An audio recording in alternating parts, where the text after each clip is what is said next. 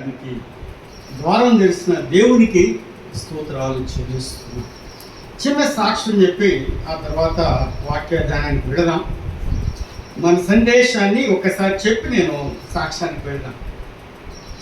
దానియేలు గ్రంథం 6:28 దానియేలు వర్ధిల్లటానికి కారణం రాయబడి ఉంది. సీక్రెట్ ఆఫ్ డానియల్స్ ప్రాస్పెరిటీ, అది మన అంశం ఈ దినమంతా కూడా. రెండు ప్రసంగాలలో దానియేలు వర్ధిల్లటానికి కారణాలు ఏంటి? What was the secret of Daniel's prosperity? Daniel ऊंचा स्थान में जाने के लिए कारण क्या है? మంచిది, చిన్న సాక్ష్యాన్ని మీ ముందు త్వరగా చెప్పి వాక్యదానానికి వెళదాం. నా పేరు శౌరి రాజన్. ఆంధ్రాలో గుంటూరు జిల్లాలో మోత్పూర్ పక్కన చిన్న కుగ్రామం ఆరమండలో జన్మించాను. 5వ కులానికి సంబంధించిన వాడని, క్రిస్టియన్ బ్యాక్గ్రౌండే లేదు. అయితే నా చిన్నప్పుడే మా అమ్మగారు చనిపోయారు. నాన్నగారు సుమారు 5-6 సంవత్సరాల కిందట ప్రభువుని నమ్ముకొని 15 సంవత్సరాలుగా ప్రభువుని ఆరాధిస్తూ ప్రభు దగ్గరికి వెళ్ళారు.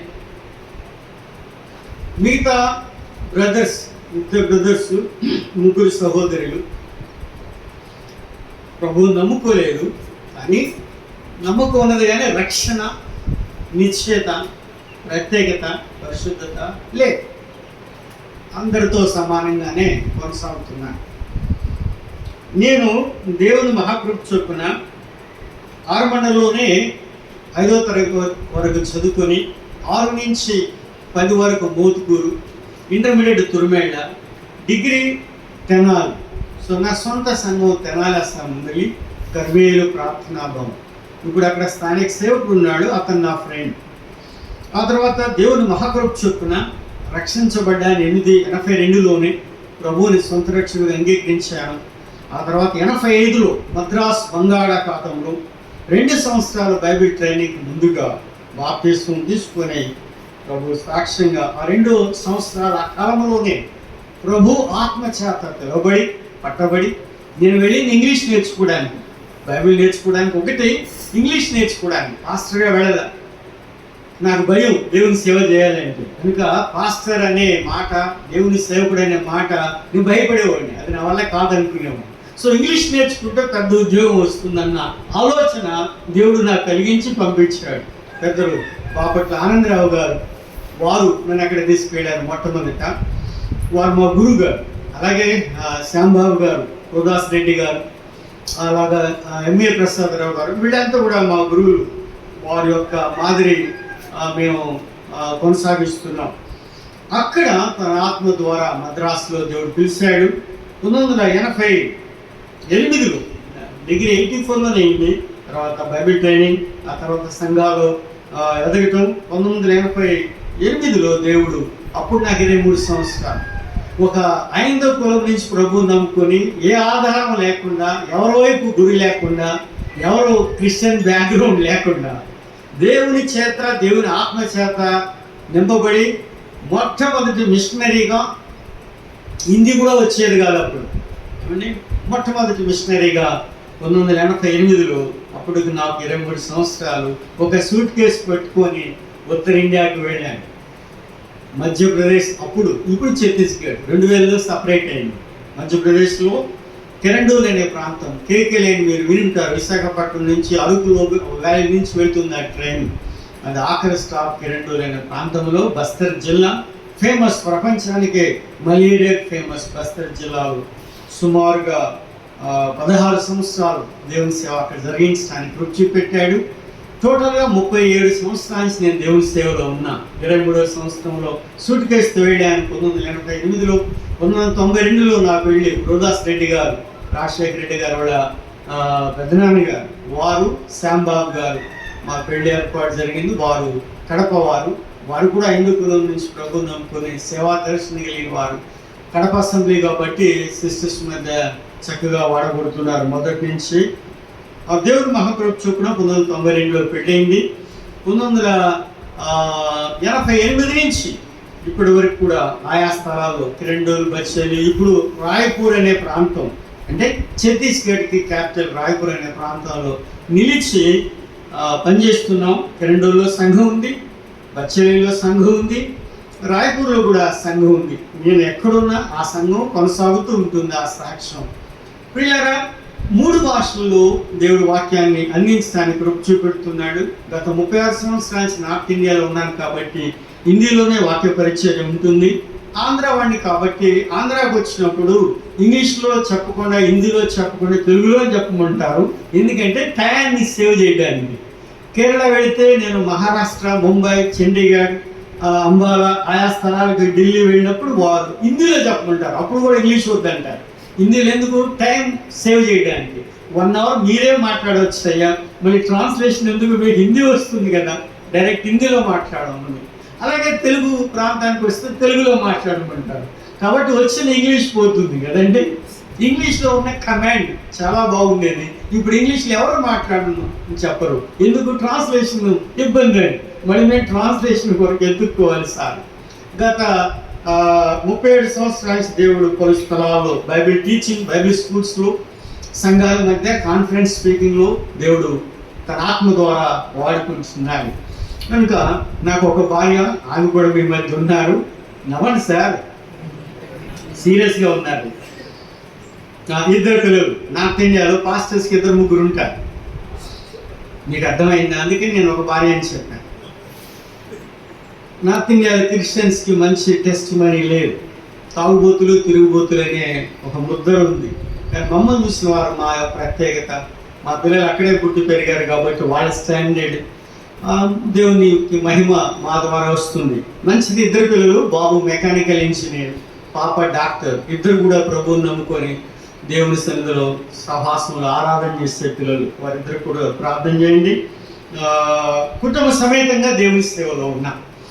నేను ఏ ప్రాంతం వెళ్ళినా ఎవరైనా పిలిస్తే వాటిని బేస్ చేసుకొని, అదే నార్త్ ఇండియా కానీ సౌత్ ఇండియా కానీ చుట్టుపక్కల నాకు తెలిసిన సంఘాలకి మేము సమాచారం అందిస్తాం. మేము వస్తున్నాం, మీకు అనుకూలమైతే ఈ డేట్స్ అట్లా ఇస్తాం.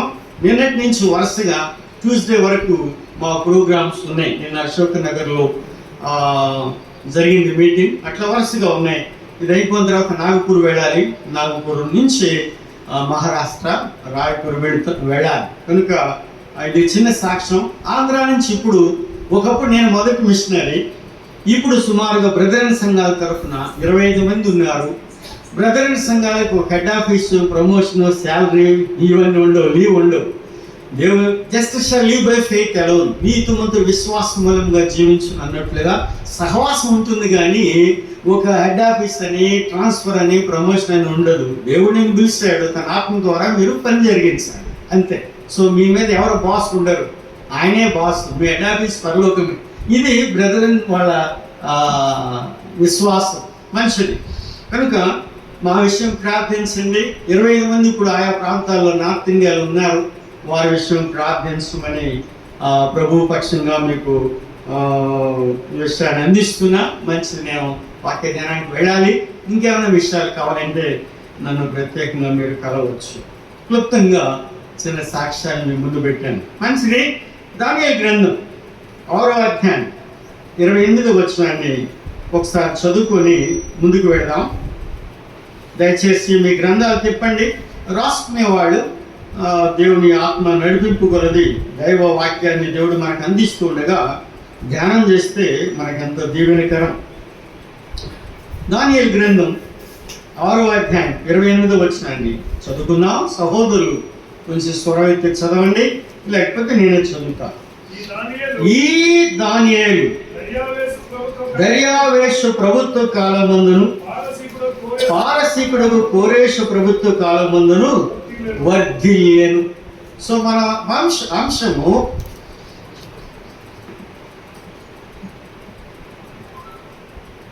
సీక్రెట్ ఆఫ్ డానియల్స్ ప్రాస్పెరిటీ, దానియేలు వర్ధిల్లటానికి రహస్యాలు. మనం చదువుకున్న భాగంలో దానియేలు అని పేరు కనపడుతుంది. దర్యావేష్ ప్రభుత్వ కాలం ముందు కనపడుతుంది. పారసీకుడు కోరేష్ ప్రభుత్వ కాలం ముందు అని కనపడుతుంది. వర్ధిల్లినట్లుగా కనపడుతుంది. రాజులు మారారు, రాజ్యాలు మారాయి, ప్రభుత్వాలు మారాయి, పరిస్థితులు మారాయి, కానీ దానియేలు నిలకడగా వర్ధిల్లుతున్నాడు. వర్ధిల్లటానికి రహస్యాలు, కారణాలు అనేది మనం ధ్యానిస్తున్నాం. ముందుగా దానియేలు అంటే ఏంటి? God is my judge. దేవుడే నా న్యాయాధిపతి. నా భక్తి జీవితంలో, నా సేవా జీవితంలో, నా ప్రార్థనా జీవితంలో, నా ఆరాధన జీవితంలో, నా వ్యక్తిత్వంలో నా దేవుడే నా న్యాయాధిపతి. ఈ సత్యాన్ని మనం గమనించాలి. దానియేలు బహుగా ఎరిగిన వాడు కాబట్టి దానియేలు ప్రభుకు అప్పగించుకున్నాడు. ఆయనే నా న్యాయాధిపతి అని అప్పగించుకొని గొప్పగా ఆత్మచేత వాడబడ్డాడు, వర్ధిల్లాడు. కనుక దానియేలు, వాస్తవంగా దానియేలు గురించి మనం బ్యాక్గ్రౌండ్ ధ్యానం చేసినట్లయితే మనకి యవనస్తుడుగా దానియేలు కనిపిస్తున్నాడు. దానియేలు ఇప్పుడు ఎక్కడున్నాడు? పరాయి దేశంలో ఉన్నాడు, బబులోను దేశం. ఎందుకు వచ్చాడు అంటే బబులోను రాజు నెబుకద్నెజరు ఇశ్రాయేల్ దేశం మీద దండెత్తి ఇశ్రాయేల్లో తనకిష్టమైన వస్తువులు కానీ, మనుషులు కానీ, రాజకుమారులు కానీ, రాణులు కానీ, బంగారం కానీ, వజ్రాలు కానీ, తనకిష్టమైన అన్ని దోచుకొని చెరగా తన దేశానికి తీసుకుని వెళ్ళిపోయాడు. వారిలో దానియేలు యోధా గోత్రానికి సంబంధించిన వాడు, రాజవంశానికి సంబంధించిన వాడని మొదటి అధ్యాయంలోనే రాయబడి ఉంది. మీరు కావాలంటే చదువుకోవచ్చు. ఒకసారి మీకు జ్ఞాపకం చేసి నా భాగానికి వెళతాను, చూడండి. అప్పుడు ఈజీగా మీరు గుర్తుంచుకోవచ్చు. మొదటి వచ్చిన మొదటి అధ్యాయం. యూదా రాజు యెహోయాకీము ఏలుబడిలో 3వ సంవత్సరమున బబులోను రాజు నెబుకద్నెజరు యెరూషలేం మీదకి వచ్చి దాన్ని ముట్టడి వేయగా. ఓకే. సెకండ్, ప్రభు యూదా రాజు యెహోయాకీమును దేవుని మందిరములోని శేషించిన ఉపకరణములను ఆ రాజు చేతికి అప్పగించింది ఎవరో? ప్రభు. అది మనసులో ఉంచుకోవాలి. కనుక అతను ఆ వస్తువులను షినారు దేశంలోని తన దేవతాలయంలో తీసుకొని పోయి తన దేవతాలయపు బొక్కసంలో ఉంచెను. స్త్రీ రాజు అశ్వరేజను తన నపుంసకుల అధిపతిని పిలిపించి అతనికి ఇలా ఆజ్ఞాపించాను. ఏమని? ఇశ్రాయేలు రాజవంశంలో ముఖ్యులే, ఇశ్రాయేలు రాజవంశంలో ముఖ్యులు అయి లోపం లేని వారు, సౌందర్యం కలిగిన వారు, సకల విద్యా ప్రవీణత కలిగిన వారు, జ్ఞానం కలిగిన వారు, తత్వజ్ఞానం తెలిసిన వారే రాజు నగరనందు నిలవదగిన కొందరు బాలులను రప్పించి. బాలురు ఎవరు?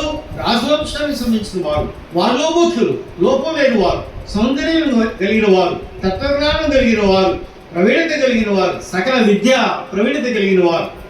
వారిలో దానియేలు కనపడుతున్నాడు. అర్థమైందా? మనకు ఒక ప్రశ్న రావచ్చు. దానియేలు యోధా వంశానికి సంబంధించిన వాడు, యోధా గోత్రం రాజవంశానికి సంబంధించిన వాడు, తత్వజ్ఞానం కలిగిన వాడు, సౌందర్యం కలిగిన వాడు, లోపం లేనివాడు, జ్ఞాని కదా. ఇవన్నీ విషయాలు ఉన్నాయి. మరి ఎందుకు దేవుడు ఇశ్రాయేలు దేశం నుంచి బబులోను దేశానికి దానియేలుని షడ్రకు మెషకును పంపారు? వీళ్ళు పాపం లేని వారు కదా. పాపం చేసింది ఇశ్రాయేలులో చాలా మంది ఉన్నారు. మరి పాపాన్ని బట్టి, వారి యొక్క అపవిత్రతను బట్టి, వారి అవిధేయతను బట్టి దేవుడు ఆ దేశాన్ని, ఇశ్రాయేలు దేశాన్ని, ఆ యొక్క శ్రేష్టమైన మందిర ఉపకరణాలన్నింటినీ కూడా ఈ యొక్క బబులోను రాజు చేతికి అప్పగించాడంటే దైవ చిత్తం, దేవుని కృప. సంఘంలో కానీ ఇంటిలో కానీ ఒకరిద్దరు చేసిన పాపాన్ని బట్టి ఆ సాక్ష్యం సంఘం మీద, ఇంటి మీదకి వస్తుంది. అయితే ఇదే సమయంలో దేవుడు షడ్రక్ మెషక్ అబేద్నెగో దానియేలు ద్వారా మనకు నేర్పిస్తున్న సత్యం ఏంటంటే ఆయన సాక్ష్యంగా ఆ అపవిత్రతలో కూడా, పాపములో కూడా దేవుడు తన ఆత్మ ద్వారా పరిశుద్ధులు శేషాన్ని ఉంచాడు. నీకు బైబిల్ స్టడీగా మీ మనసులను మరోసారి తీసుకుని వెళుతున్నారు. వినండి, ఇప్పుడే దేవుడు తన ఆత్మ ద్వారా నాకు అందిస్తున్నాడు.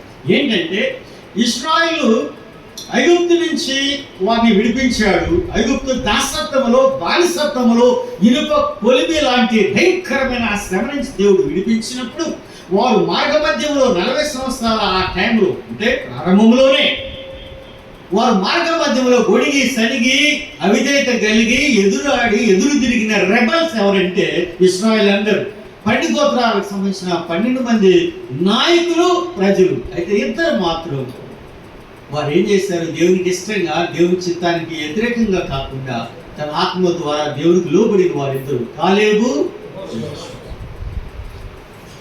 వాస్తవంగా సుమారు 15 దినాల్లోనే వీళ్ళు వెళ్ళిపోవచ్చు బబులోనికి.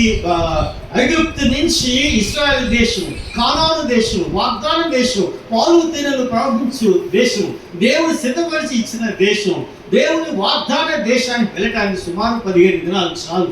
కానీ వీళ్ళకి ఎన్ని సంవత్సరాలు పట్టింది? వై అంటే because of their rebel, because of their disobedience.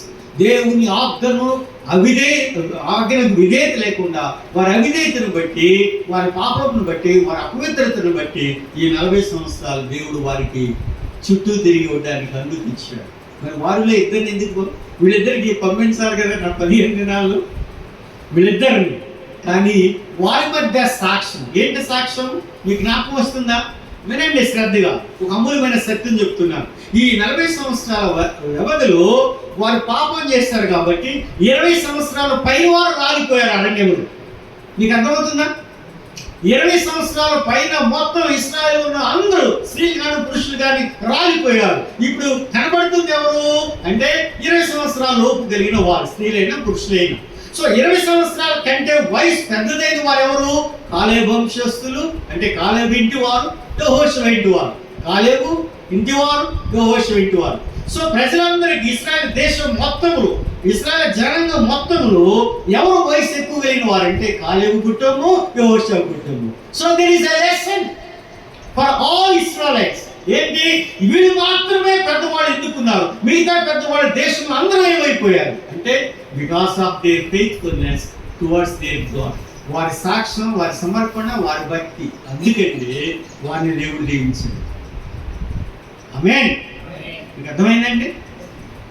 ఇంకొక సత్యం, మీరు ఎక్కువగా పెద్దలు ఉన్నారు, పాస్టర్స్ ఉన్నారు కాబట్టి కొంచెం డీప్గా వెళ్ళడానికి ప్రయత్నం చేస్తాను. ఇంకొక సత్యం, ఈ 40 సంవత్సరాల్లో 20 సంవత్సరాలు వయసు కలిగిన వారు అంటే వారు 5 సంవత్సరాలు ఉండొచ్చు, 2 సంవత్సరాలు ఉండొచ్చు, 10 సంవత్సరాలు ఉండొచ్చు, 15 సంవత్సరాలు ఉండొచ్చు, 20 సంవత్సరాలు ఉండొచ్చు. ఈ 20 సంవత్సరాల లోపు మొదటి నుంచి వీళ్ళు వేసుకున్న వస్త్రాలు, తొడుక్కున్న చెప్పులు ఎన్ని సంవత్సరాలు వచ్చాయి? ఎలా సాధ్యం? ఇప్పుడు మీ బాబు పాప 10 సంవత్సరాల బాబు పాప పెరగదండి? వాడు పెరగరా? బాబు గారు మరి పెరిగింది, ఈ బట్టలు ఏమవుతుంది ఏమండి? ఈ బట్టలు కొరసైపోతాయి, పొట్టైపోతాయి, బిగి అంటే చిరిగిపోవడానికి ఆస్కారం ఉంటుంది. అలాగే వాడు వేసుకునే చెప్పులు కాళ్ళు అలాగే ఉంటాయా? కాళ్ళు పెరుగుతాయి కదా మనిషితో పాటు.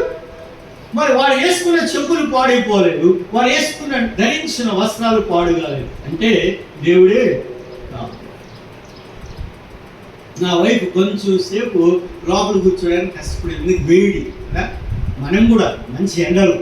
మరి ఇశ్రాయేలుకు ఈ 40 సంవత్సరాల్లో దేవుడు ఎలా కాపాడాడు? ఒకటి వేళ ఏంటి? ఒకటి వేళ మేఘస్తంభం. ఆ మేఘస్తంభం ఏమిస్తుంది?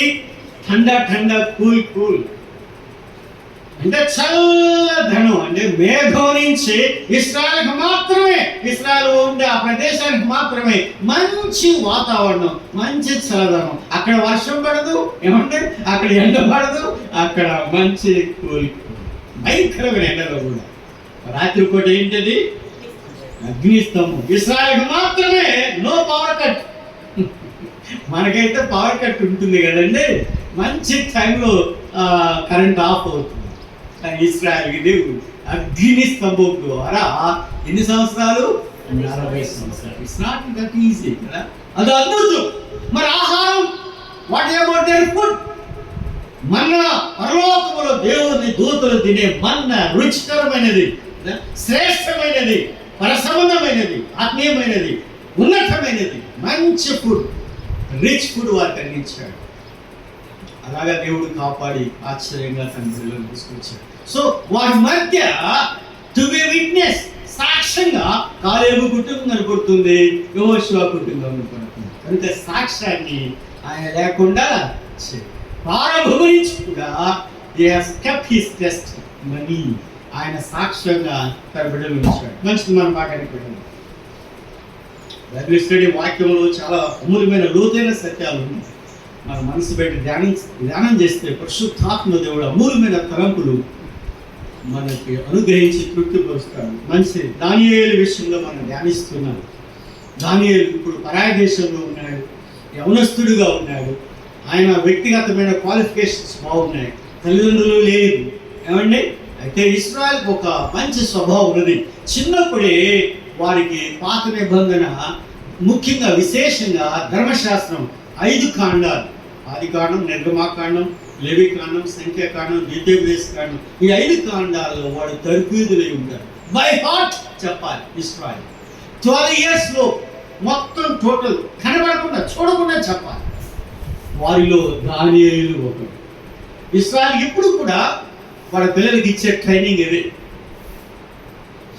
నేను చాలా ఇష్టపడతాను, కానీ మన పిల్లలు గంట కాదు కదా 10 నిమిషాలు చదువుకోమంటే కష్టం కదా, బై హార్ట్ చేయటం.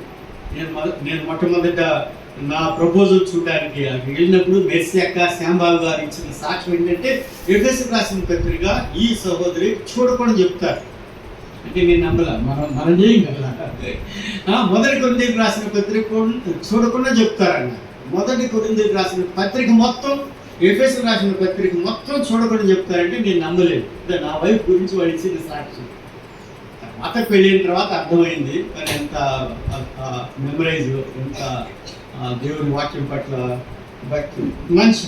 అలాగే ఇశ్రాయేలుకు ఉన్న ఆ గొప్ప నిష్ఠ మనకు ఉంటే మనం అంత దీవించబడతా ఉంటుంది. చిన్నప్పుడు 8వ కీర్తన బైహార్ట్ చేయమని చెప్పేవాడు సండే స్కూల్లో. కనుక దానియేలు అలాంటి వ్యక్తి. దానియేలు గురించి కొన్ని మాటలు చెప్తాను. మనం ఇంకా మెయిన్ అంశానికి వెళ్ళకుండానే కొన్ని అమూల్యమైన సత్యాలు. బైబిల్ చరిత్రలో, బైబిల్ గ్రంథములు దానియేలు లాంటి భక్తుడు మరొకరు లేడు. ఈ మాట చాలా గంభీరమైన మాట. ఎందుకంటే దేవుని పరలోక సృష్టిలో భయంకరమైన ప్రాముఖ్యమైన 2 తెగల దూతలు ఉన్నారు. ఒకరు గాబ్రియేల్, రెండవది మిఖాయేల్. వినండి శ్రద్ధగా. అవసరాన్ని బట్టి నేను దానియేలు గురించి మనం ధ్యానిస్తున్నాం కాబట్టి ఆయన విషయాలే మనం ధ్యానించాలి. దూతల్లో ప్రాముఖ్యమైన వారు ఎవరంటే మిఖాయేల్, గాబ్రియేల్. మిఖాయేల్ గురించి చాలా తక్కువగా బైబిల్ గ్రంథంలో చూస్తాం, గాబ్రియేల్ గురించి కొంచెం ఎక్కువగా చెప్తాం. అయితే మిఖాయేల్ పని ఏంటి? What is his office? ఉన్కా క్యా కామ్ హై? Gabriel what is his office? ఆయన పని ఏంటి అంటే, గాబ్రియేల్ దేవుడి దగ్గర నుంచి చాలా ముఖ్యమైన సందేశాన్ని ప్రజలకు అందించేవాడుగా ఉన్నాడు గాబ్రియేల్. ఆయన కూడా ఈ దానియేలుకి సేవ చేశాడు. అది మన అంశం, అది మన తెలుసుకోవాల్సిన విషయం ఆత్మ ద్వారా. ఆ గాబ్రియేల్ కూడా అమూల్యమైన సందేశాలు ఈయన తీసుకుని వచ్చాడు. భవిష్యత్తులో ఇశ్రాయేలు పట్ల జరగబోయే సంభవాలు ఆ మెసేజ్ అందిస్తున్నాడు.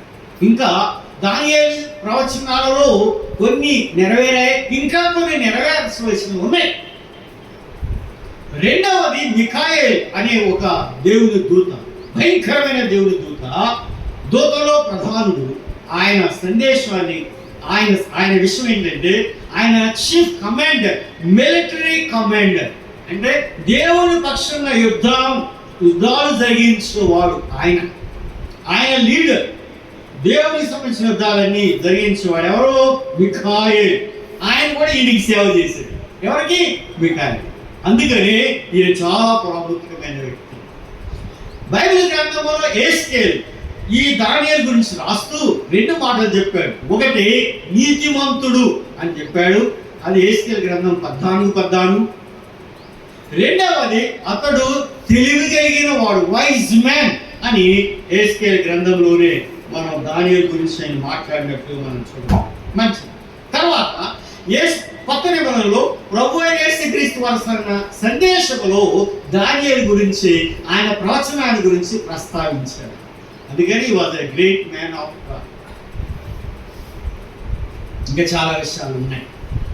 అయితే మన భాగానికి పెడదాం. What was the secret of Daniels prosperity? దానియేలు వర్ధిల్లడానికి కారణాలు number 1, he was the man of సైంటిఫికేషన్. మొదటి అధ్యాయం 8వ వచనానికి రండి. దానియేలు గ్రంథం మొదటి అధ్యాయం 8వ వచనం. పవిత్రుడైన దానియేలు, హి వాస్ ద మ్యాన్ ఆఫ్ సైంటిఫికేషన్. అది మొట్టమొదటి క్వాలిఫికేషన్, అర్హత, యోగ్యత. వర్ధిల్లటానికి మొట్టమొదటి ఉండవలసిన గొప్ప విషయం ఏంటంటే he was the man of sanctification. పవిత్రుడైన దానియేలు. దయచేసి చదవండి మొదటి అధ్యాయం 8వ వచనం. సహోదరులు ఒకరు స్వరమెత్తి చదవండి. రాజు భుజించు భోజనమును, రాజు భుజించు భోజనమును, పానము చేయు ద్రాక్షారసమును పుచ్చుకొని తన్ను అపవిత్రపరచుకొనకూడదని దానియేలు ఉద్దేశించి, తాను అపవిత్రపరచుకొనకూడదని దానియేలు ఉద్దేశించి, తాను అపవిత్రుడు కాకూడనట్లు వాటిని పుచ్చుకొనకుండా సెలవిమ్మని నపుంసకుల అధిపతిని వేడుకొనగా. చాలే ప్రియులారా, పవిత్రుడైన దానియేలు. ఇప్పుడు దానియేలు యొక్క పవిత్రత మనం ధ్యానం చేస్తున్నాం. సందర్భాన్ని మీరు గమనించండి. ఇశ్రాయేలులో ప్రముఖులైన వారు, రాజవంశీయులు, యూదాగోత్రానికి సంబంధించిన వారు, లోపం లేని వారు, జ్ఞానులు, తత్వజ్ఞానులు, సకల విద్యా ప్రవీణులను బాలుని ఎంచుకున్నాడు.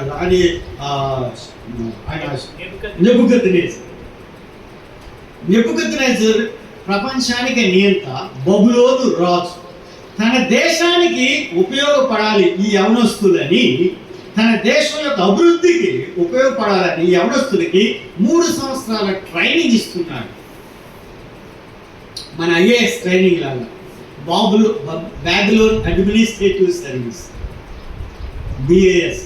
ఐఏఎస్ అన్నట్టుగా బిఏఎస్. దానికి ఈ నలుగురిని ఎంచుకున్నాడు. ఇశ్రాయేలు నుంచి, యూదా గోత్రంలో నుంచి. వారికి 3 సంవత్సరాల ట్రైనింగ్లో ఏ ఆహారం ఇస్తున్నాడంటే రాజు భుజించే ఆహారం. రాజు భుజించేది ఏంటి? శ్రేష్టమైనది, ఖరీదైనది, రుచికరమైనది కదా. ఇది అలా ఉంచండి. ఇటు పక్క వీళ్ళు యవనస్తులు ఎక్కడున్నారు? పరాయ దేశంలో ఉన్నారు. వాళ్ళకి స్వాతంత్రం లేదు, వారి ఇష్టానుసారంగా జీవించలేరు కదా. రాజు కింద బానిసలాగా ఉన్నారు. రాజు చెప్పింది చేయాలి. ఇప్పుడు భోజనం వారి ముందు ఉంది. ఏం చేయాలి? తినాలా లేదా సార్? తినాలి కదా. రాజు ఆజ్ఞ. ఆయన క్రూరుడు, భయంకరమైన రాజు, భయంకరమైన వ్యక్తి కదా. ఆలోచన కానీ ప్రణాళిక కానీ. సో ఆయన ఇచ్చిన ఆజ్ఞ ప్రకారం ఎవరైనా రాజు ఆజ్ఞను తృణీకరించగలరా? మన యవనస్తులు అయితే ఏం చేస్తారు? దేవా క్షమించని శుభ్రంగా భోంచేస్తారు. కానీ పాత నిబంధనలోనే పరిశుద్ధాత్మ దేవుడు సమృద్ధిగా లేని సమయంలోనే, కొత్త నిబంధన సత్యాలు, సంఘ సత్యాలు తెలియకుండానే, పాత నిబంధనలోనే పరాయ దేశంలోనే ఆ బాలులు వారి సాక్ష్యాన్ని కాపాడుకున్నారు. ట్రెమెండస్ టెస్టిమనీ కదండి. వారికి తల్లిదండ్రులు అనేవారు లేరు, పెద్దలు అనేవారు లేరు, చెప్పేవారు లేరు, గురువులు లేరు, టీచర్స్ లేరు. పరిశుద్ధ ఆత్మ ఎప్పుడు సమృద్ధిగా ఉన్నట్లుగా అప్పుడు లేడు. వారికి గ్రంథాలు లేవు. వారు వట్టి చేతులతో బానిసలుగా పరాయి దేశంలో, పరాయి భాషలో, పరాయి ప్రజల మధ్య ఉన్నారు. అయినా వారి సాక్ష్యాన్ని కాపాడుతున్నారు. రాజు గురించి ఆహారం మేము భుజించమన్నారు. ఎందుకో వివరణ ఇక్కడ లేదు, కానీ వివరణ ఏంటంటే రాజు భుజించాలంటే వారి దేవత అక్కడే ఉంది కదా. మొదటి అధ్యాయంలో వారి దేవత దగ్గర పెట్టి పూజ చేసిన తర్వాత, ఆ బలి అయిన తర్వాత వచ్చి ఆ భోజనం వడ్డిస్తారు. సో ఈ భోజనం ఈ శ్రేష్టమైనది, రుచికరమైనది మాకొద్దు, మాకు శాకాహారాలు మాత్రం, ఆకుకూరలు మాత్రం, నీళ్లు మాత్రం మాకు ఇవ్వండి అంటారు. మరి ఆ రాజు దగ్గర అధిపతి ఊరుకుంటాడా? ఈయన ప్రార్థన చేసి అడిగాడు దానియేలు గారు. ఆ రాజు దగ్గర అధిపతి ఏం చేశాడో చూడండి. ఆ దేవుడు దానియేలు ముఖం వైపు ఆ అధిపతి చూసినప్పుడు దయబుట్టించాడని రాయబడి చూడండి. 9వ వచనం. దేవుడు నపుంసకుల అధిపతి దృష్టికి దానియేలునకు కృపా కటాక్షములను అనుగ్రహించెను. కనుక నపుంసకుల అధిపతి దానియేలుతో ఇట్లైనను. సరే, పెద్ద సందేశం అవుతుంది. సో ఇక్కడ మనం గమనించిన విషయం విషయం ఏంటంటే ఆ రాజు దగ్గర అధిపతి ఏం చేశాడట ఏమండి, ఒప్పుకున్నాడు. 10 days మాత్రమే, 3 సంవత్సరాలు అక్కర్లేదు, నెల అక్కర్లేదు, ఏమండి ఒక 10 దినాలు మాత్రమే మమ్మల్ని పరీక్షించు, మిగతా రోజుల యొక్క మిగతా రాజకుమారుల్ని కూడా వారిని గమనించండి, మమ్మల్ని గమనించండి అని చెప్పినప్పుడు ఆ 10 దినాలు చూశాడండి అతను. 10 daysలో ఏమందట, 20వ వచనం చూడండి, verse 20. రాజు వీరి యొద్ద విచారణ చేయగా జ్ఞాన వివేక సంబంధమైన ప్రతి విషయంలో వీరు తన రాజ్యమందుండు శకునగాండ్ర కంటేను గారడి విద్య గలవారందరి కంటేను 10 వంతుల శ్రేష్ఠులని తెలియబడెను. ఇది 3 సంవత్సరాల తర్వాత వారు 10 వంతుల 10 times 10 days మాత్రమే వారు అడిగారు. అది మనం తర్వాత చూద్దాం. కానీ ఆ 10 అనే సంఖ్య ప్రకారంగా 10 times better than the other boys. మిగతా బాలుల కంటే వీళ్ళు 10 వంతుల శ్రేష్ఠంగా ఉన్నారు అన్నింటిలో. 15వ వచనానికి రండి, 15.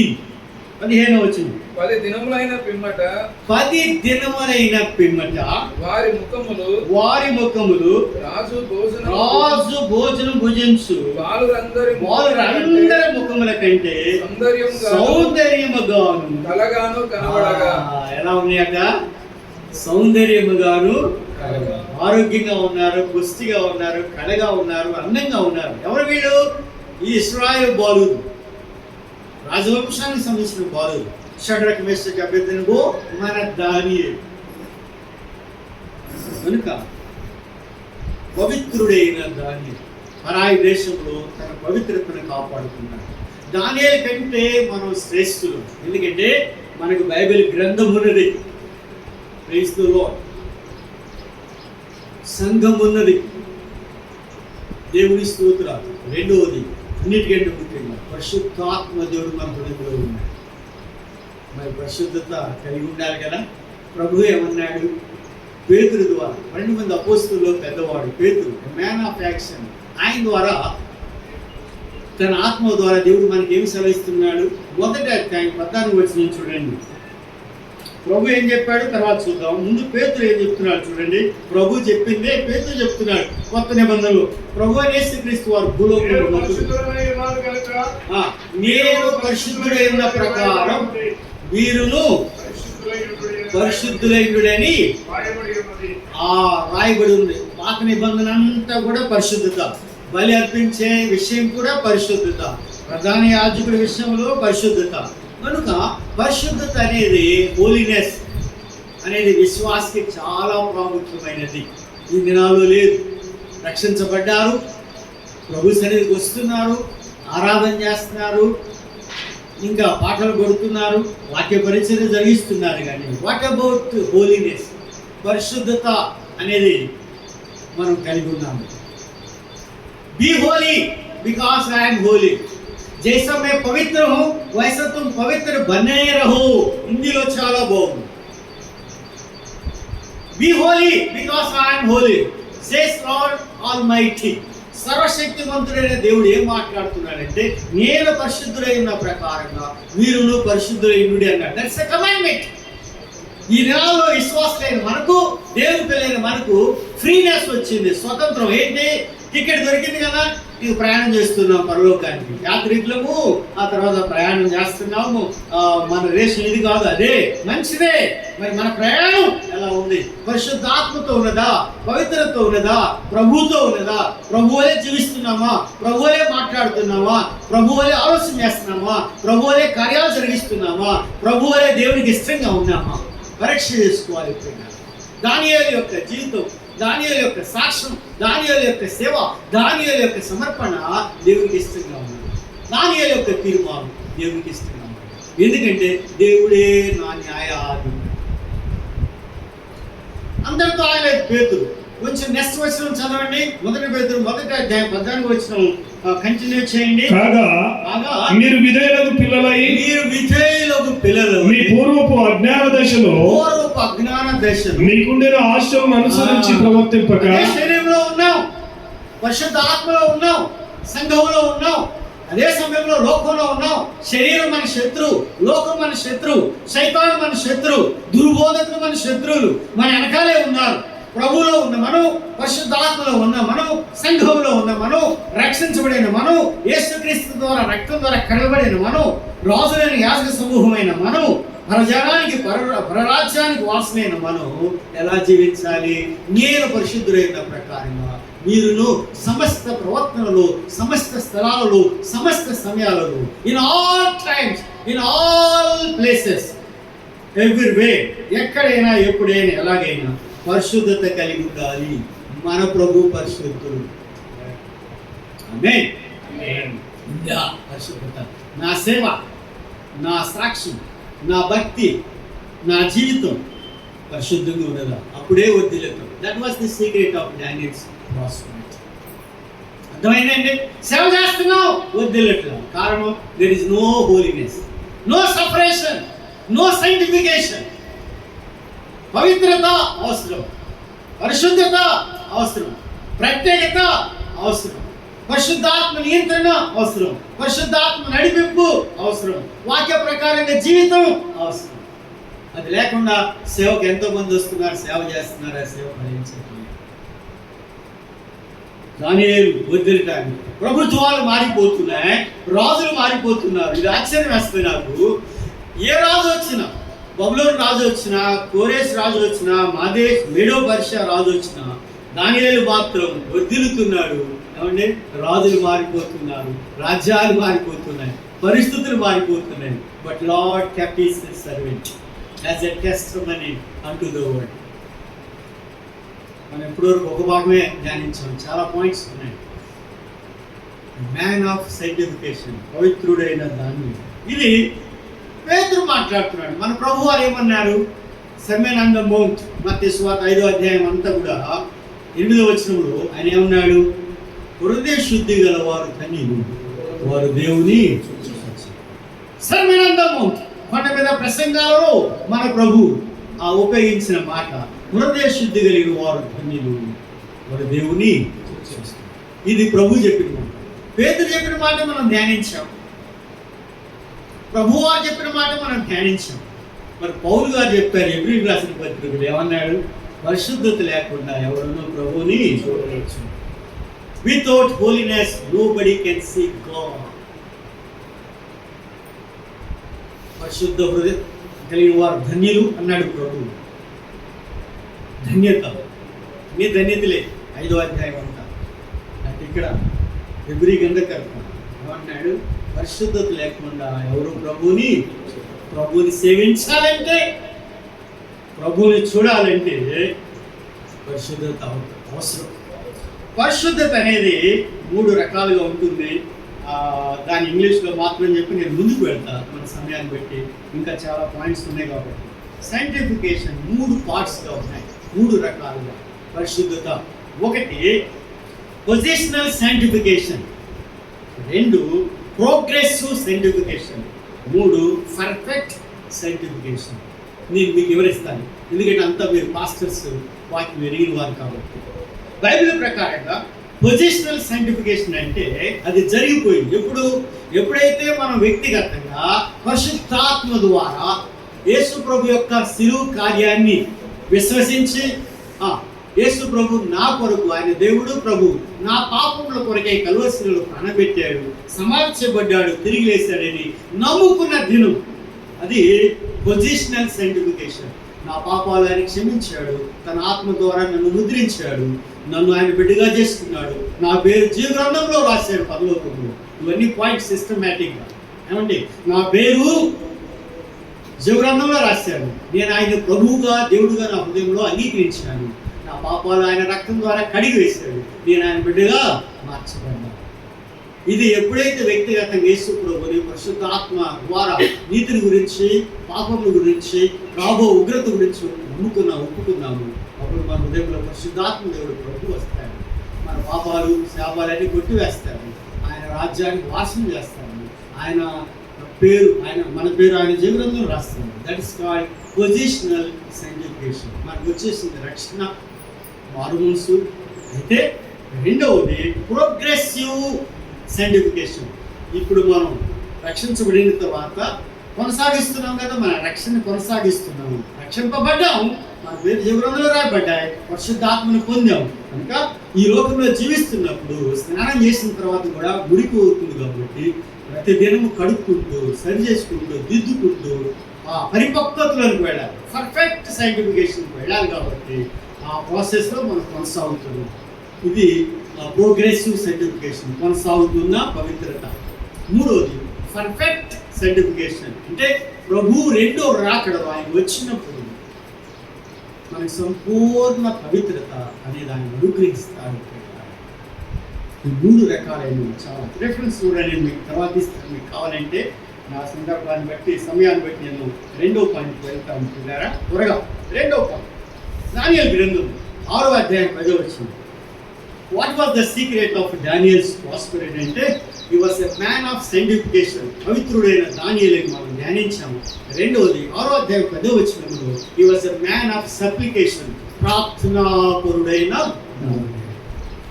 ఇట్టి శాసనము సంతకము చేయబడినని ఇట్టి శాసనము సంతకము చేయబడినని దానియేలు తెలుసుకున్నను.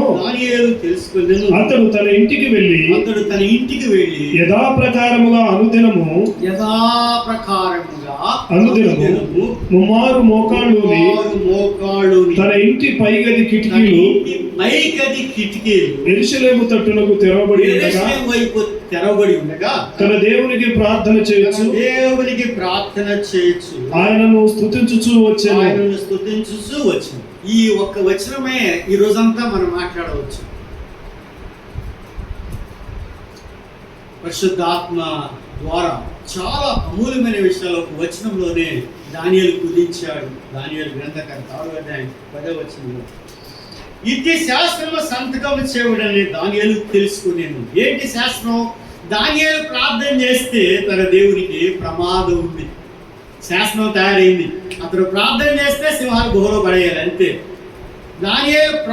దానియేలుని చంపడానికి శత్రువులు ఎంతో మంది ఉన్నారు. ఎందుకు చంపదలుచుకున్నారో వివరాలు చాలా ఉన్నాయి. నేను ఒక మాట మాత్రం మీకు సెలవిస్తాను, గమనించండి, శ్రద్ధగా వినండి. దానియేలు మంచి స్థానంలో ఉన్నాడు. రాజుకి దేశానికి నష్టం కలగకుండా లెక్కల విషయంలో క్లిస్టల్గా ఉన్నాడు. మిగతా వారు డబ్బు సంపాదించాలని, దోచుకోవాలని, లంచం పుచ్చుకోవాలని ఆశించారు. కానీ దానియేలు వాళ్ళకి అవకాశం ఇవ్వలేదు. కాబట్టి దానియేలు పరాయవాడు, మన దేశం, మన భాష, మనవాడు కాదు. ఇతను ఏ విధంగా ఇరికించాలని శత ప్రయత్నాలు చేశారు, అన్ని రకాలుగా. కానీ దానియేలు లోపం లేనివాడుగా, నేరం లేనివాడుగా, నిర్దోషిగా, పవిత్రుడుగా, యథార్థపరుడుగా ఉన్నాడు. సో ఏ విషయంలో పట్టుకోవాలి? దేవుని విషయంలో ఇతను పట్టుకోవాలి. ఎందుకు? ఇతను ప్రార్థనాపరుడు, భక్తిపరుడు, తన దేవుణ్ణి సేవించేవాడు. కాబట్టి ఆ విషయంలో పట్టుకోవాలని, తప్పు ఆ విషయంలో పట్టుకోవాలని ఒక శాసనాన్ని రాజుకు తెలియకుండా రాజు చేత ఆమోదపరిచారు. ఎంతో మంది అధికారులు ఏకమై ఏమంటే షడ్యంత్రం, కాన్స్పిరసీ చేసి, పన్నాగం చేసి, కుట్ర చేసి ఒక శాస్త్రాన్ని తయారు చేస్తారు. ఏంటి ఆ శాస్త్రం? దానియేలు ప్రార్థన చేస్తే ప్రమాదం, ప్రాణానికి అపాయం. To kill Daniel, this decree has been sanction. ఈ మాట మీరు గుర్తుంచుకోవాలి. నేను ఇంకో మాట చెప్తాను. రాజును చంపాలని ఒక శాసనం, టు కిల్ దానియేలుని చంపాలని రాజు చేత ఒక శాసనం పుట్టించాడు. వీళ్ళందరూ కలిసి పుట్టించారు. But to give eternal life, ప్రపంచానికే నిత్యం అందించాలని దేవుడు దానియేలుని ఈ సింహాల గుహలోని నడిపించాడు. ఎప్పుడైనా ఆలోచన చేశారా? నా పాయింట్ మీకు అర్థమయ్యేటట్టుగా నేను ఇంకోసారి తెలుగులో చెప్తాను. దానియేలుని చంపడానికి ఈ యొక్క ఈ కుట్రలో అధికారులు అందరూ చనిపోయారు, అది వేరే విషయం. కానీ దానియేలుని చంపాలనుకున్నారు కదా. కానీ దేవుడు ఏం చేశాడంటే, అవుట్కమ్ ఆఫ్ దిస్ ప్రేయర్, ఈ సింహాల గుహలోకి వెళ్ళి ప్రార్థించడం ద్వారా, లేక అక్కడికి వెళ్ళడం ద్వారా ఏం జరిగింది? ప్రపంచానికే రక్షణ దొరికింది. ద ఎటర్నల్ లైఫ్, ఇది అద్భుతం. Outcome of Daniel's death. మంచిది. ఇప్పుడు మనం ఏం ధ్యానిస్తున్నాం? శాస్త్రం అయిపోయింది. ఇష్యూ అయిపోయింది ప్రపంచానికి. ఎందుకంటే అప్పట్లో ప్రపంచ నియంత నెబుకద్నెజరు, తర్వాత దర్యావేషు, తర్వాత కోరేషు రాజులందరూ కూడా. సో బబులోన్ని క్యాపిటల్గా చేసుకుని ప్రపంచాన్ని పరిపాలిస్తున్నారు. దానియేలు తెలిసి కూడా ఏం చేస్తున్నాడు చూడండి. ఇప్పుడు 6వ వచనానికి రండి. 6వ అధ్యాయం 10వ వచనం ఏం చేస్తున్నాడు? అతను తన ఇంటికి వెళ్ళి కుమారు మోకాళ్ళలోని యథాప్రకారం అంటే దెర్ ఇస్ ఎ డిసిప్లిన్, ఒక క్రమశిక్షణ. ఈ was a man of pattern అంటారు ఇంగ్లీష్లో. క్రమశిక్షణ కలిగిన వాడు. ఈనాడు క్రైస్తవులకి, దేవుని పిల్లలకు క్రమశిక్షణ లేదండి. కూర్చునే విషయం కానీ, దైవసన్నిధికి వచ్చే విషయం కానీ, ఆరాధించే విషయం కానీ, ప్రార్థించే విషయం కానీ, సాక్ష్యం కానీ, సేవ కానీ, there is no discipline at all. Disciple అంటే the disciple is the one who is having discipline. Disciple అనే మాట డిసిప్లిన్ నుంచి వచ్చిందండి. కనుక డిసైపుల్స్ అంటే శిష్యులు అనే వాడికి ఏముండాలి? క్రమశిక్షణ ఉండాలి, డిసిప్లిన్ ఉండాలి. So he was a man of discipline. ఒక క్రమాన్ని ఆయన అలవర్చుకున్నాడు. ఏంటి? దినానికి 3 సార్లు, దినానికి 3 సార్లు మనం భోజనం చేయాల్సింది అంతే. దినానికి 2 సార్లు 3 సార్లు నిద్రపోవాల్సింది అంతే. దినానికి 3-4 సార్లు మన ఇష్టానుసారమైన కార్యాలు జరిగించాల్సింది. అది కాదు. దానియేల్స్ లైఫ్ లో దినానికి 3 సార్లు. He was a big man. చిన్న పోస్ట్ కాదు. రాజు దగ్గర ఉన్న అధికారుల్లో ప్రముఖుడైంది. ప్రపంచం రాజు దగ్గర ప్రముఖుడు. విన్నారా? ఎంత బిజీగా ఉండాలి ప్రపంచానికి ఏంటి దగ్గర ఉన్న రాజు దగ్గర. అందులో he was a finance minister. రాజు దగ్గరికి వచ్చే డబ్బు, ఆ డబ్బంతా ఇతను చాలా జాగ్రత్తగా ఎవరు తినకుండా, ఎవరు దోచుకోకుండా కాపాడాలి. ఏమండి? అంత పెద్ద పోస్టులు ఉన్నాయి, సుప్రియర్ పోస్ట్. కానీ ఏం చేస్తున్నాడు? దినానికి 3 సార్లు ఒక సిస్టమాటిక్గా వెళ్ళి ప్రార్థన చేస్తున్నాడు. ఎలా? మోకాళ్ళు. So there is a discipline. ఎప్పుడు? ఉదయం, మధ్యాహ్నం, సాయంత్రం సమయాన్ని కేటాయించుకున్నాడు. ఉందా? సేవకులను మాత్రం బ్రహ్మాండం చెప్పుకుంటాము. I'm pastor, I'm reverend, I'm senior pastor, senior most pastor. శరీరాన్ని పెంచుకుంటున్నాం. ఎవరికోవద్దండి, నేను కూడా నా శరీరం కూడా పెరిగింది. నేను తక్కువ తిన్నా కూడా నా శరీరం పెరుగుతుంది వయసును బట్టి. బట్ మన భక్తి, మన సమర్పణ, మన క్రమశిక్షణ, మన ఆత్మ అభివృద్ధి, పరిశుద్ధ ఆత్మ నియంత్రణ, పరిశుద్ధ ఆత్మ అభివృద్ధి అనగా మన సేవ అభివృద్ధి. మనం వాడబడుతున్నామా? పరిశుద్ధ ఆత్మలో వాడబడుతున్నా. ఊరికే పేరుంటే వాట్ ఇస్ దిస్?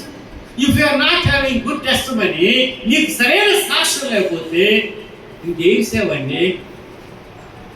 నా వైఫ్, నా పిల్లలు నాకే ఇవ్వకపోతే ఇంకా నా సేవ ఏంటండి? నా సంఘం నాకే విలువ ఇవ్వకపోతే నా సేవ, నా సాక్ష్యం ఏంటండి?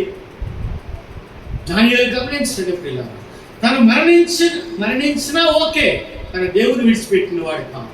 నెంబర్ 2, 3 సార్లు ప్రార్థన చేస్తున్నాడు. నెంబర్ 3, మోకాళ్ళుని ప్రార్థన చేస్తున్నాడు. మీకు తెలుసా వయసు ఎంత అప్పుడు? 80 సంవత్సరాలు. At the age of 80 years. 6వ అధ్యాయానికి వచ్చేసరికి ఆ రాజు చరిత్ర గమనించినట్లయితే దర్యావేషు దగ్గరికి వచ్చేసరికి ఆయన 80 సంవత్సరాల వయసు కలిగిన వాడు. మోకాడు ఉంటున్నాయి.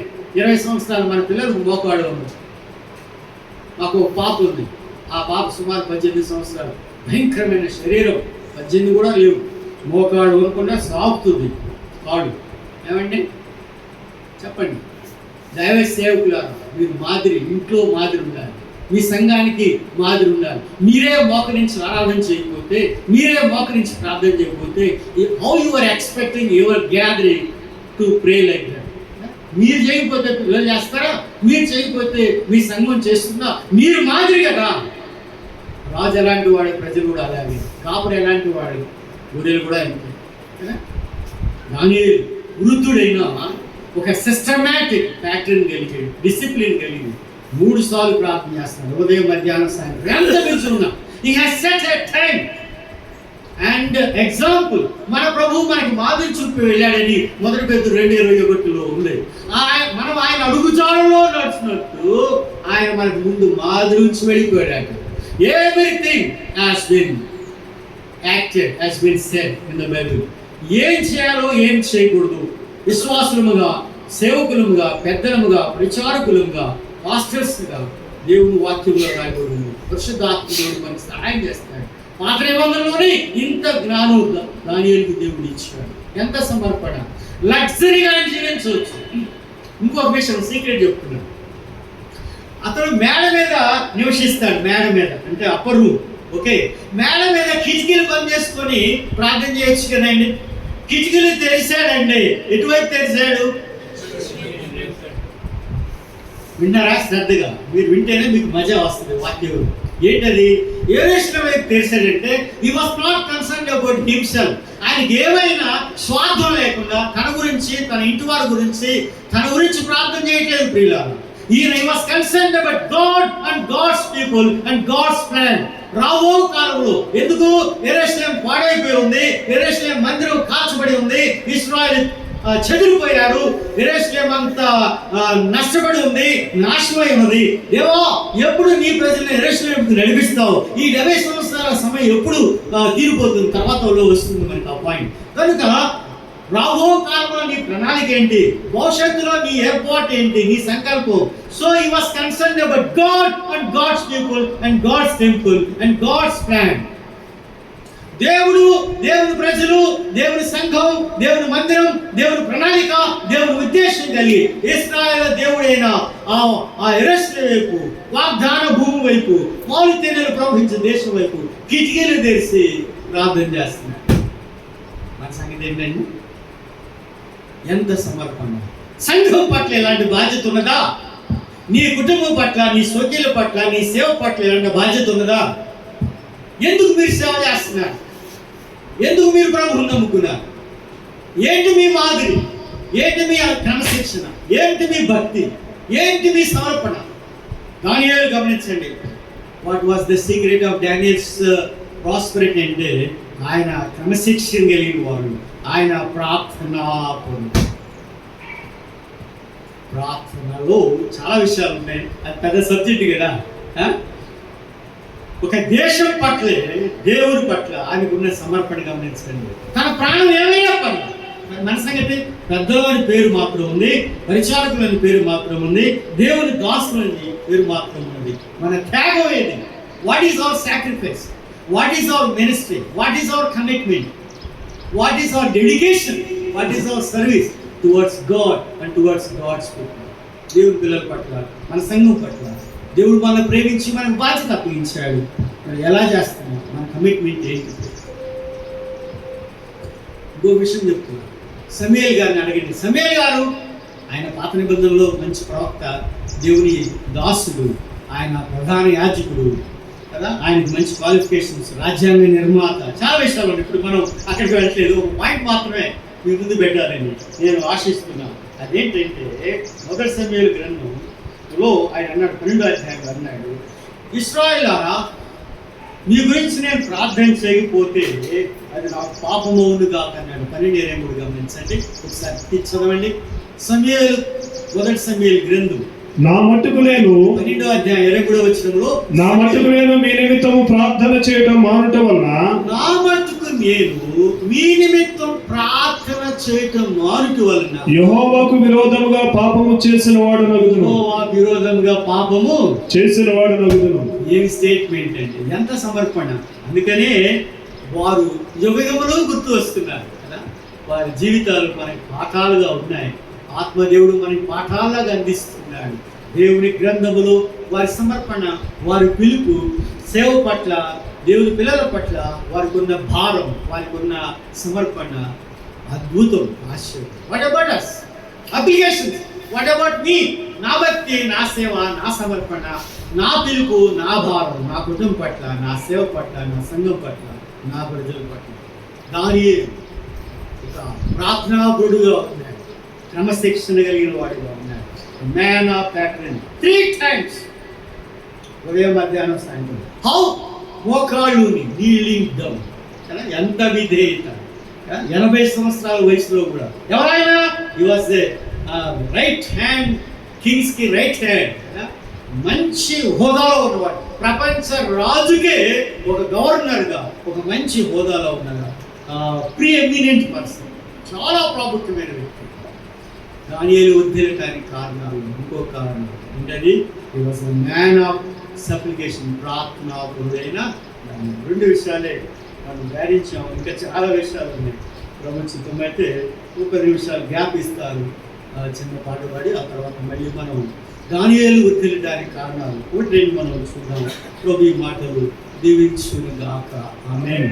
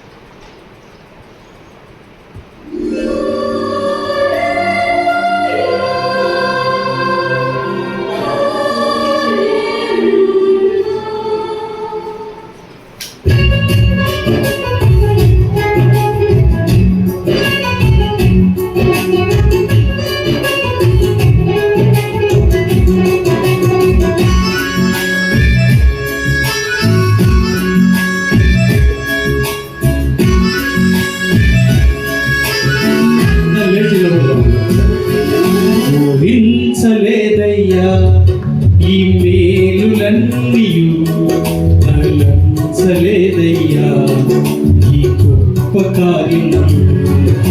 ఊహించలేదయ్యా ఈ మేలులన్నీయు, తలంచలేదయ్యా ఈ గొప్ప కార్యములు. పాడకుండా ఉండలేనయ్యా, పొగడకుండా బ్రతకలేనయ్యా యేసయ్యా. పాడకుండా ఉండలేనయ్యా, నిన్ను పొగడకుండా బ్రతకలేనయ్యా. ఊహించలేదయ్యా ఈ మేలులన్నీయు, తలంచలేదయ్యా ఈ గొప్ప కార్యములు.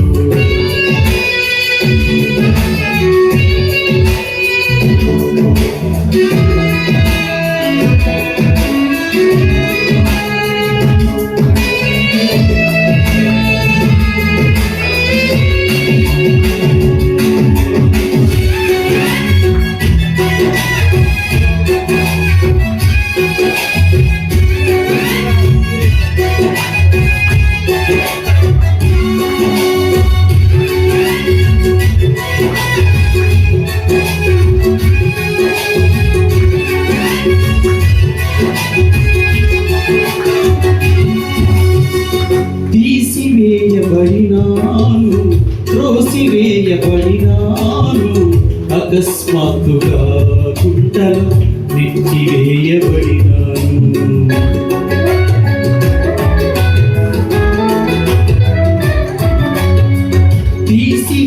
తీసివేయబడినాను, త్రోసివేయబడినాను, అకస్మాత్తుగా గుంటలో నెట్టివేయబడినాను.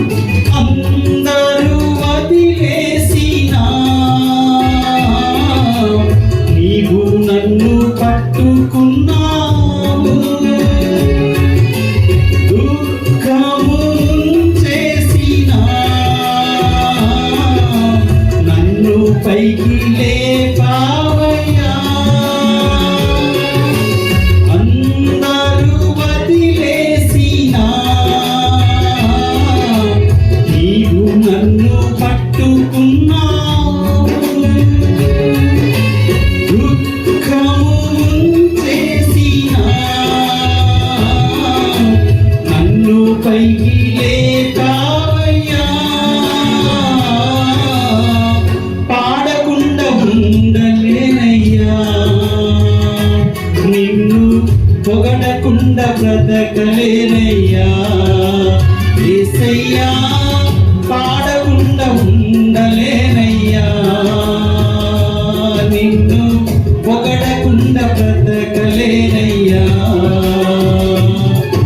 ఊహించలేదయ్యా ఈ మేలులన్నీయు తలంచలేదయ్యా ఈ గొప్ప కార్యములు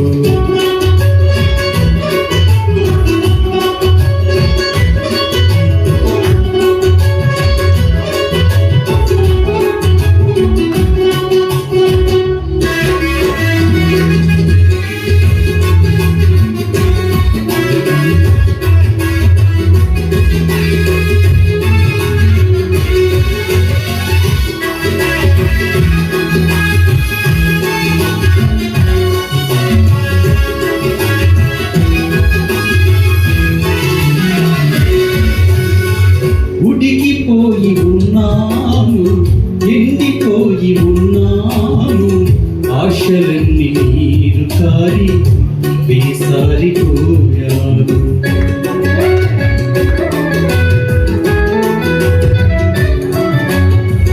ఉడికిపోయి ఉన్నాను ఎండిపోయి ఉన్నాను ఆశలన్నీ నీరు కారి వేసారిపోయాను ఆఖరి ఆ క్షణములో నీవు నన్ను దర్శించినావు ఊహించని నీ మేలుతో నన్ను తృప్తి పరచావయ్యా ఆఖరి ఆ క్షణములో నీవు నన్ను దర్శించినావు ఊహించని నీ మేలుతో నన్ను తృప్తి పరచావయ్యా పాడకుండా ఉండలేనయ్యా నిన్ను పొగడకుండా బ్రతకలేనయ్యా యేసయ్యా పాడకుండా ఉండలేనయ్యా నిన్ను పొగడకుండా బ్రతకలేనయ్యా ఊహించలేదయ్యా ఈ మేలులన్నీయు తలంచలేదయ్యా ఈ గొప్ప కార్యములు ఊహించలేదయ్యా ఈ మేలులన్నీయు తలంచలేదయ్యా ఈ గొప్ప కార్యములు పాడకుండా ఉండలేనయ్యా నిన్ను పొగడకుండా బ్రతకలేనయ్యా యేసయ్యా పాడకుండా ఉండలేనయ్యా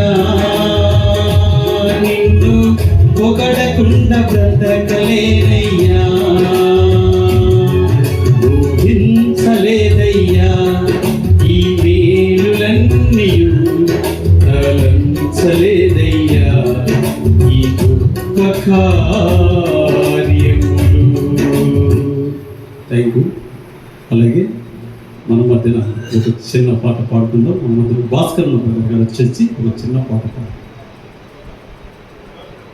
సార్ ప్రభాకర్ వచ్చి ఒక పాట పాడతారండి. రెండా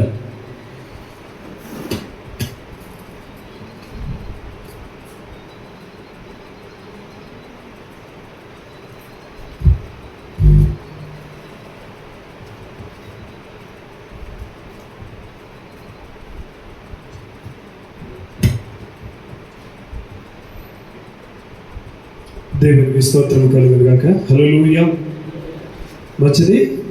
ఒక పల్లవి ఒక చరణం పాడుతూ ప్రభుని కనపరచుదాం.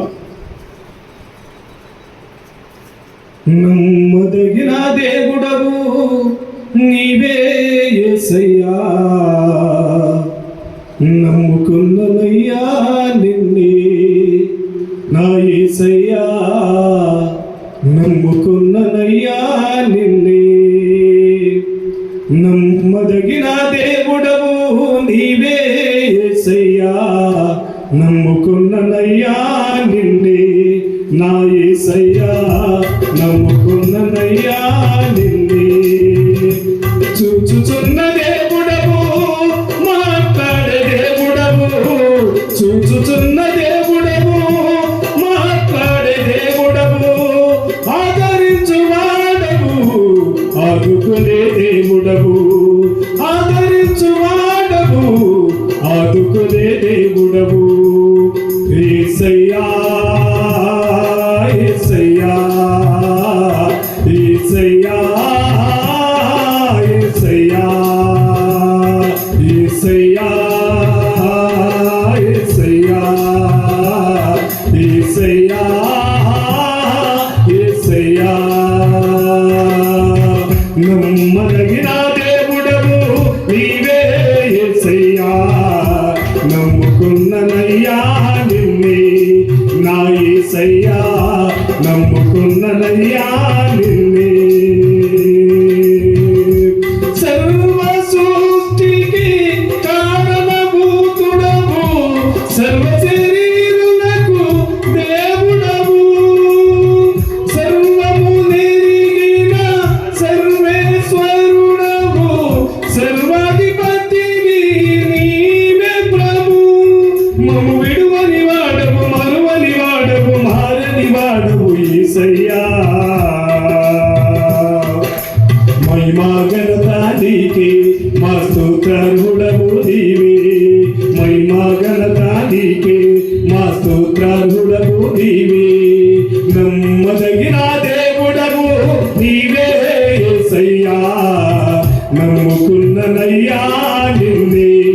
నా యేసయ్యా నమ్ముకున్ననయ్యా నిన్నే. చూచుచున్న దేవుడవు, మాట్లాడే దేవుడవు, చూచుచున్న దేవుడవు, మాట్లాడే దేవుడవు, ఆదరించు వాడవు, ఆదుకునే దేవుడవు, ఆదరించు వాడవు, ఆదుకునే దేవుడవు. యేసయ్యా యేసయ్యా యేసయ్యా యేసయ్యా యేసయ్యా యేసయ్యా యేసయ్యా యేసయ్యా. Thank you.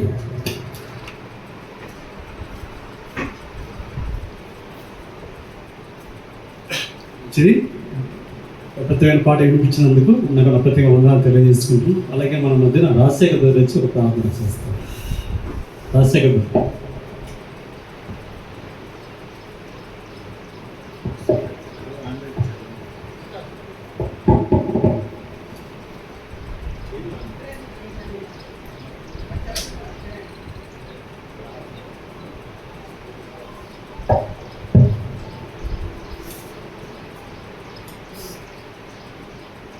ప్రార్థన చేసుకుందాం.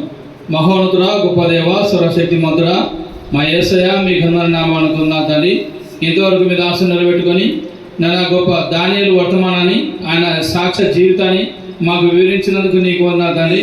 ఇక ఇంకా ఉన్నటువంటి విషయాలు కూడా మీ దాసుల్లో ఉండి మాకు చక్కటి వర్తమానం వినిపించి ఈ కూడిక ఆద్యంతో వహించి మీరు మహిపొందమని యేసు ప్రభు నామమున ప్రార్థన చేస్తున్నాము తండ్రి. మంచిది. మళ్ళీ మనం తిరిగి వాక్యంలోకి వెళ్దాం. ఇక్కడ మంచిగా వాక్యం విందాం.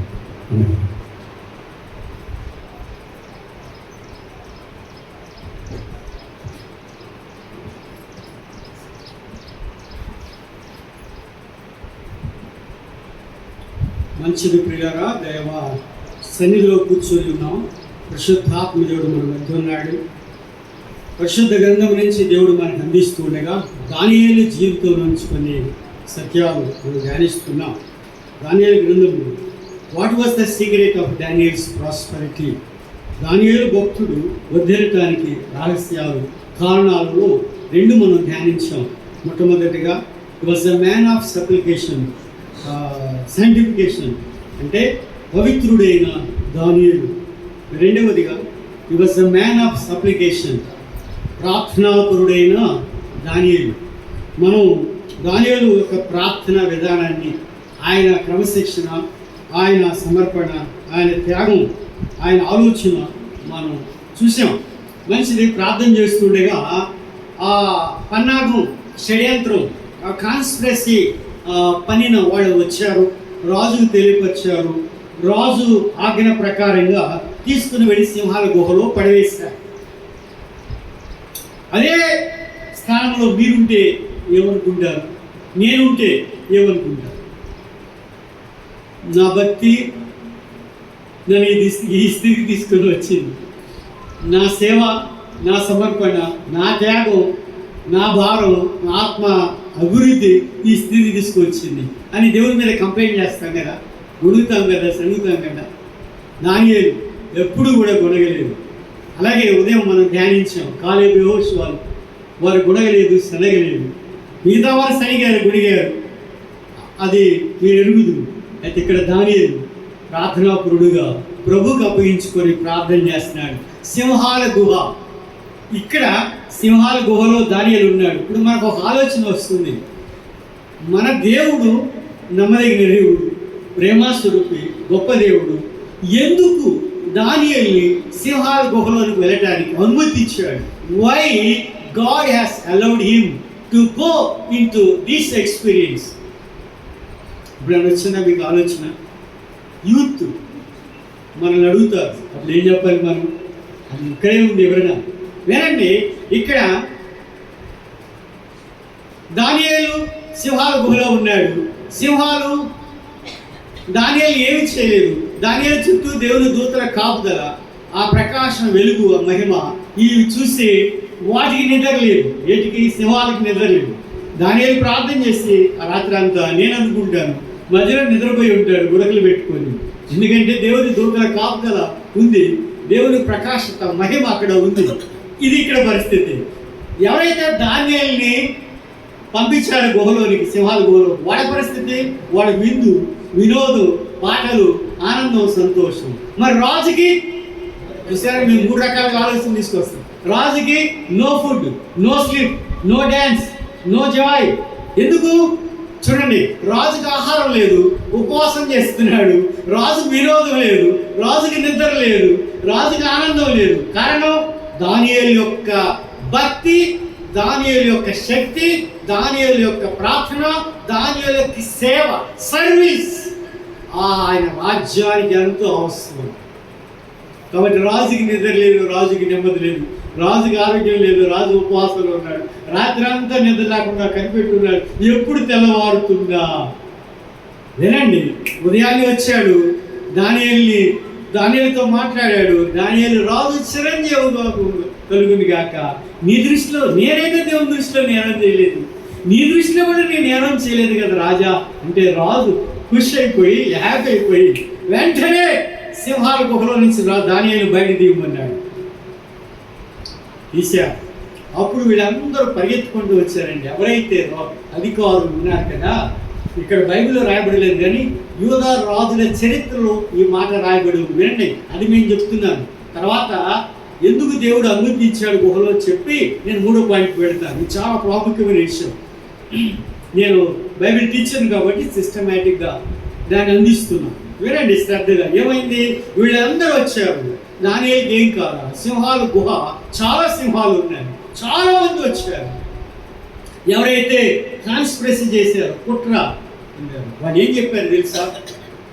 రాజుకి, రాజా నువ్వు చాలా మంచివాడివి, నీ దేశంలో, నీ రాజ్యంలో, నీ పాలనలో ఎవరికి ఏమి కొద్దు లేకుండా చేస్తున్నావు. కాబట్టి ఈ సింహాలు ఉన్నాయి చూసావా, గొంతు వరకు, పేకల వరకు తిని ఉన్నాయి. కాబట్టి ఈ దానియేలు ఏమీ చేయలేదన్న. రాజు ఏం చెప్పుండొచ్చు? ఇవంతా పెద్ద చరిత్ర. మీరు అతని మీద అనవసరంగా న్యాయంగా కుట్ర చేసి సింహాల గుహలోకి పంపించారు, చంపాలని చూశారు. అతను మన దేశానికి, మనకి ఎంతో ఉపయోగం చేసేవాడు, బ్లెస్సింగ్, ప్రయోజనకరమైన వాడు, దీవెనకరమైన గొప్ప భక్తుడు, దేవుని దాసుడు, లోపం లేనివాడు, నేరం లేనివాడు, పరిశుద్ధుడు, నీతిమంతుడు, యథార్థపరుడు, మన దేశానికి ఎంత అవసరమో ఏ రాజు వచ్చినా అతని సేవలు వాడుకున్నారు.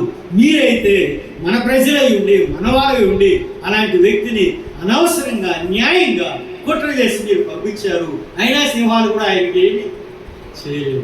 అంటే ఏమన్నారో తెలుసా, రాజా నువ్వు ఎంత మంచివాడు అంటే నీ దేశంలో ప్రజలు కానీ పశువులు కానీ ఏమి ఆహారానికి తక్కువ లేదు, ఇవి సింహాలు పేకల వరకు మంచి మాంసం తిని ఉన్నాయి కాబట్టి వారికి ఆహారం లేదు, వాటికి ఆకలి లేదు, సమృద్ధిగా పేకల వరకు తిన్నాయి కాబట్టి కడుపు నిండా ఉంది కాబట్టి అవి ఏమీ చేయలేదు అని అన్నారట.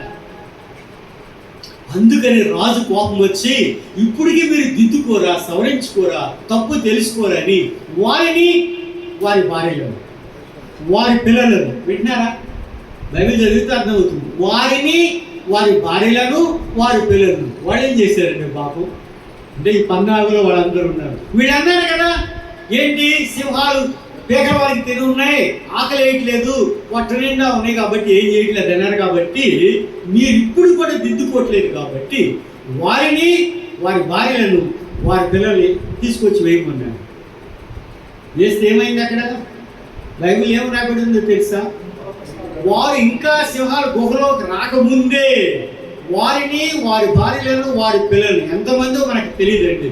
రేపు ప్రభు దగ్గరికి వెళ్ళినాక దానిని అడుగుతాం పరలోకంలో, దానియేలు గారు ఎంతమంది అయ్యా, ఆ గుహ ఎంత పెద్దది, ఎన్ని సింహాలు ఉన్నాయి, అసలు ఎలా ఉన్నావు నువ్వు ఏమంటే? వారిని, వారి భార్యలను, వారి పిల్లలను ఎముకలతో సహా పిప్పి చేస్తేనే రాయబడింది బైబిల్. నేను చదవకుండా ఇంటికి వెళ్తాను. ఇప్పుడు మన భాగానికి వద్దాం. ఎందుకు దేవుడు దానియేలుని సింహాల గుహ వరకు, మరణ అంచు వరకు తీసుకెళ్ళాడు అంటే రెండు ప్రాముఖ్యమైన చాలా కారణాలు ఉన్నాయి. నేను ముగిస్తాను, ఎందుకంటే నెక్స్ట్ పాయింట్కి వెళ్ళాలి. చాలా కారణాలు ఉన్నాయి కానీ రెండు ప్రాముఖ్యమని. ఒకటిలో దానియేలు దేవుడు ఎవరో ప్రపంచానికి తెలియాలి. ఆమేన్. దానియేలు సేవించే దేవుడు ప్రపంచానికి తెలియాలి. మరి మనం సేవించే మన దేవుడు ప్రపంచాన్ని పక్కింటోళ్ళకి తెలుస్తుందా?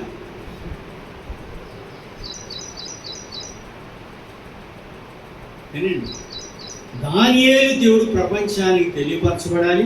దానియేలుని దేవుడు ఆ రాజు ద్వారా ఇంకా ఉన్నతమైన దశ తీసుకుని వెళ్ళాలి. దానియేలు దేవుడి ద్వారా ప్రపంచానికి తెలియపరిస్తే ప్రపంచం నమ్ముకొని రక్షించబడాలి. నేను పాయింట్ చెప్పాను కదా, ఒకటి దేవుడికి మహిమ, ఒకటి దానియేలు యొక్క అభివృద్ధి లేక అభివృద్ధి. 3 ప్రపంచం అంతా రక్షించబడాలి. టు కిల్ దానియేలు చంపడానికి ఒక శాసనం రాజు గుర్తించాడు. ఇప్పుడు ఈ రాజు స్వయంగా ఒక శాస్త్రాన్ని గుర్తిస్తున్నాడు. ఏంటి? దానియేలు దేవుడిని మీరు సేవించాలి, ఆయనే నిజమైన దేవుడు, ఆయనే గొప్ప దేవుడు, ఆయన రాజ్యమే శాశ్వతం, ఆయన సింహాసనం శాశ్వతం, ఆయన మీరు నమ్ముకోవాలి, ఆయనకి మీరు భయపడాలి అని ఒక నూతన శాస్త్రాన్ని గుర్తిస్తున్నాడు. New degree, new law. ఏంటంటే ప్రపంచానికి ఎటర్నల్ లైఫ్, నిత్యం రక్షణ ఇస్తున్నాడు. దానియేలు సింహాలు ద్వారా 3 కార్యాలు. దేవునికి మహిమ, దానియేలుకి బ్లెస్సింగ్, ఆ తర్వాత ప్రపంచానికి ఏమైంది? రక్షణ దొరికింది, ఎటర్నల్ లైఫ్, నిత్య జీవం దొరుకుతుంది. అందుకని దేవుడు ఒక్కోసారి మన సేవా జీవితంలో, మన భక్తి జీవితంలో, మన కుటుంబ జీవితాల్లో, మన సంఘ జీవితాల్లో ఇలాంటి శ్రమలు అనుమతిస్తాడు దేవుడు. పర్మిషన్ విల్ ఆఫ్ గాడ్, అది ఒక పెద్ద సబ్జెక్ట్. మంచిది, మన భాగానికి వెళ్దాం. 3వ point, he was a man of scripture. What was the secret of Daniel's prosperity? అంటే దానియేలు వర్ధిల్లడానికి కారణాలు 3వ కారణం, ఆయన వాక్యం ఎరిగిన వాడు, గ్రంథాలు తెలిసిన వాడు, వాక్యాన్ని క్షుణ్ణంగా ధ్యానించి దాని ప్రకారంగా జీవించేవాడు. అది 3వది, చాలా ప్రాముఖ్యమైనది. ఒకటి తర్వాత ఒకటి మెట్టు, సీడీలు అంటారు, మెట్లు ఒకటి తర్వాత ఒకటి, స్టెప్ బై స్టెప్. 9వ అధ్యాయం దానియేలు గ్రంథం 9వ అధ్యాయం 1-2 వచనాలు గమనించండి. మాదీయుడగు అహష్వేరోషు యొక్క కుమారుడైన దర్యావేషు కల్దీయులపై రాజాయను. అతని అతని ఏలుబడిలో మొదటి సంవత్సరమందు దానియేలును నేను యెహోవా తన ప్రవక్తయగు ఇర్మీయాకు సెలవిచ్చి తెలియజేసినట్టు యెరూషలేము పాడుగా ఉండవలసిన 70 సంవత్సరములు సంపూర్తి అవుచున్నవి గ్రంథముల వలన గ్రహించి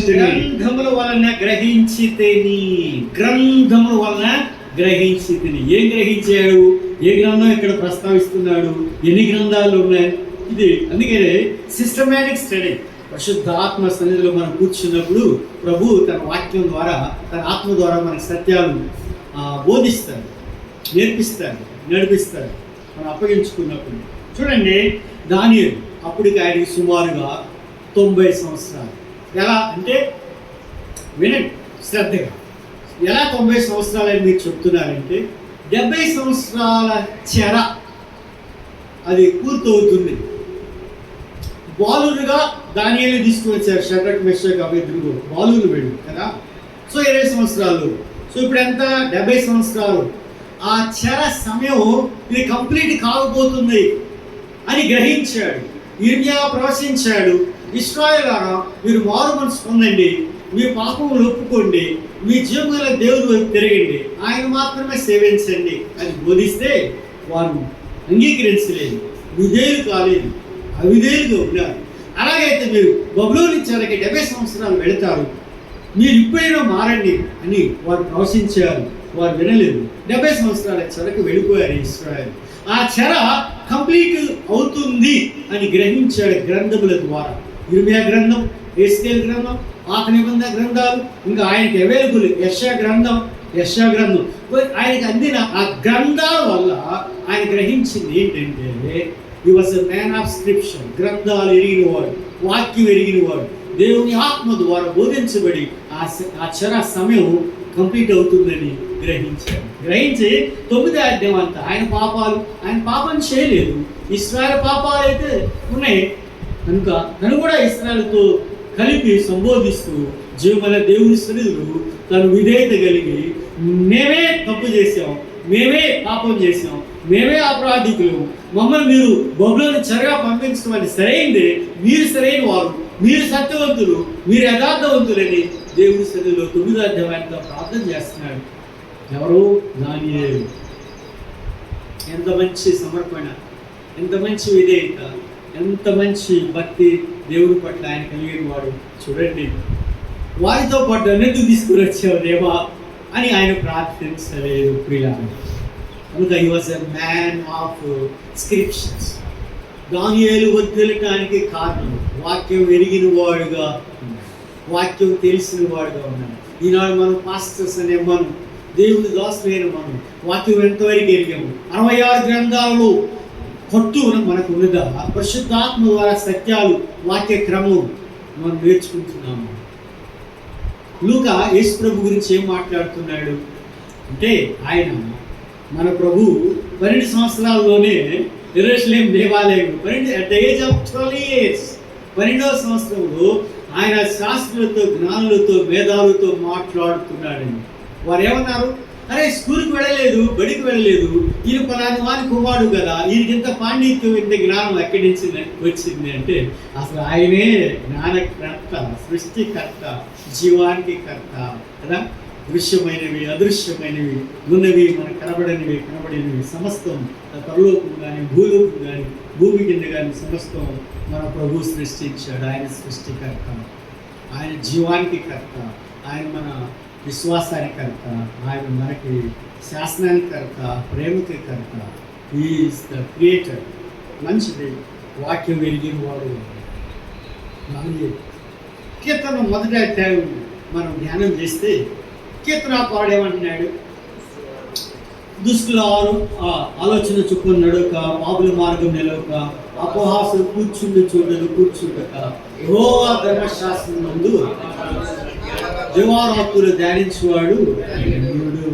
ఎవరు ధన్యులు అంటే దేవుని వాక్యాన్ని ధ్యానించేవాడు అని అక్కడ రాయబడి వాడు ధన్యుడు.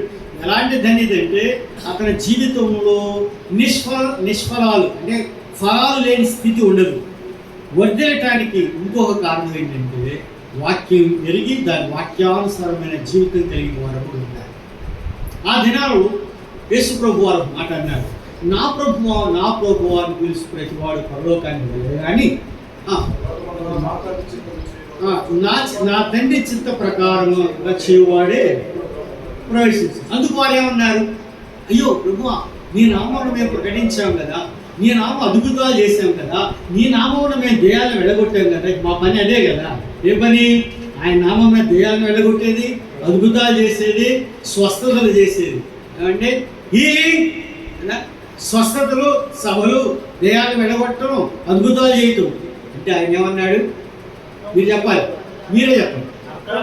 అక్రమము చేయవారులారా నా యొద్ద నుండి పోండి వారితో చెప్పుదు. స్వార్థంలో తేటగా ఉంది. అక్రమం చేయవారులారా అన్నాడు. ఇంకొక పాయింట్ ఎగరగొట్టాడు.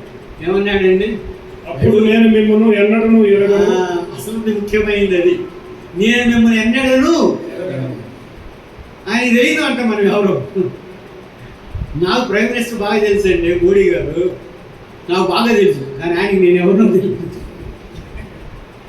ఆయనకి నేను ఎవరినో, నాకు మాత్రం ఆయన ఫుల్ హిస్టరీ తెలుసు అండి. ఆయన పుట్టిన దగ్గర నుంచి ఇప్పుడు వరకు మొత్తం నేను నెట్లో పడితే మొత్తం వస్తాయి కదా వివరాలన్నీ. నాకే కాదు, మీకు కూడా వస్తాయి. ఆయన ఎక్కడ పుట్టాడు, ఎంత వయసు, ఏమేమి చేశాడు, ఆయన ఏంటి, మొత్తం వస్తాయి. బట్ నేనెవరు ఆయనకి? ఇక్కడ యేసు ప్రభు పేరట చేస్తున్నారు అద్భుతాలు, స్వస్థతలు, దెయ్యాలు, భూతాలు కాబట్టి పని. కానీ యేసుని ఎరిగిన వారు యేసు నామమున చేస్తున్నారు.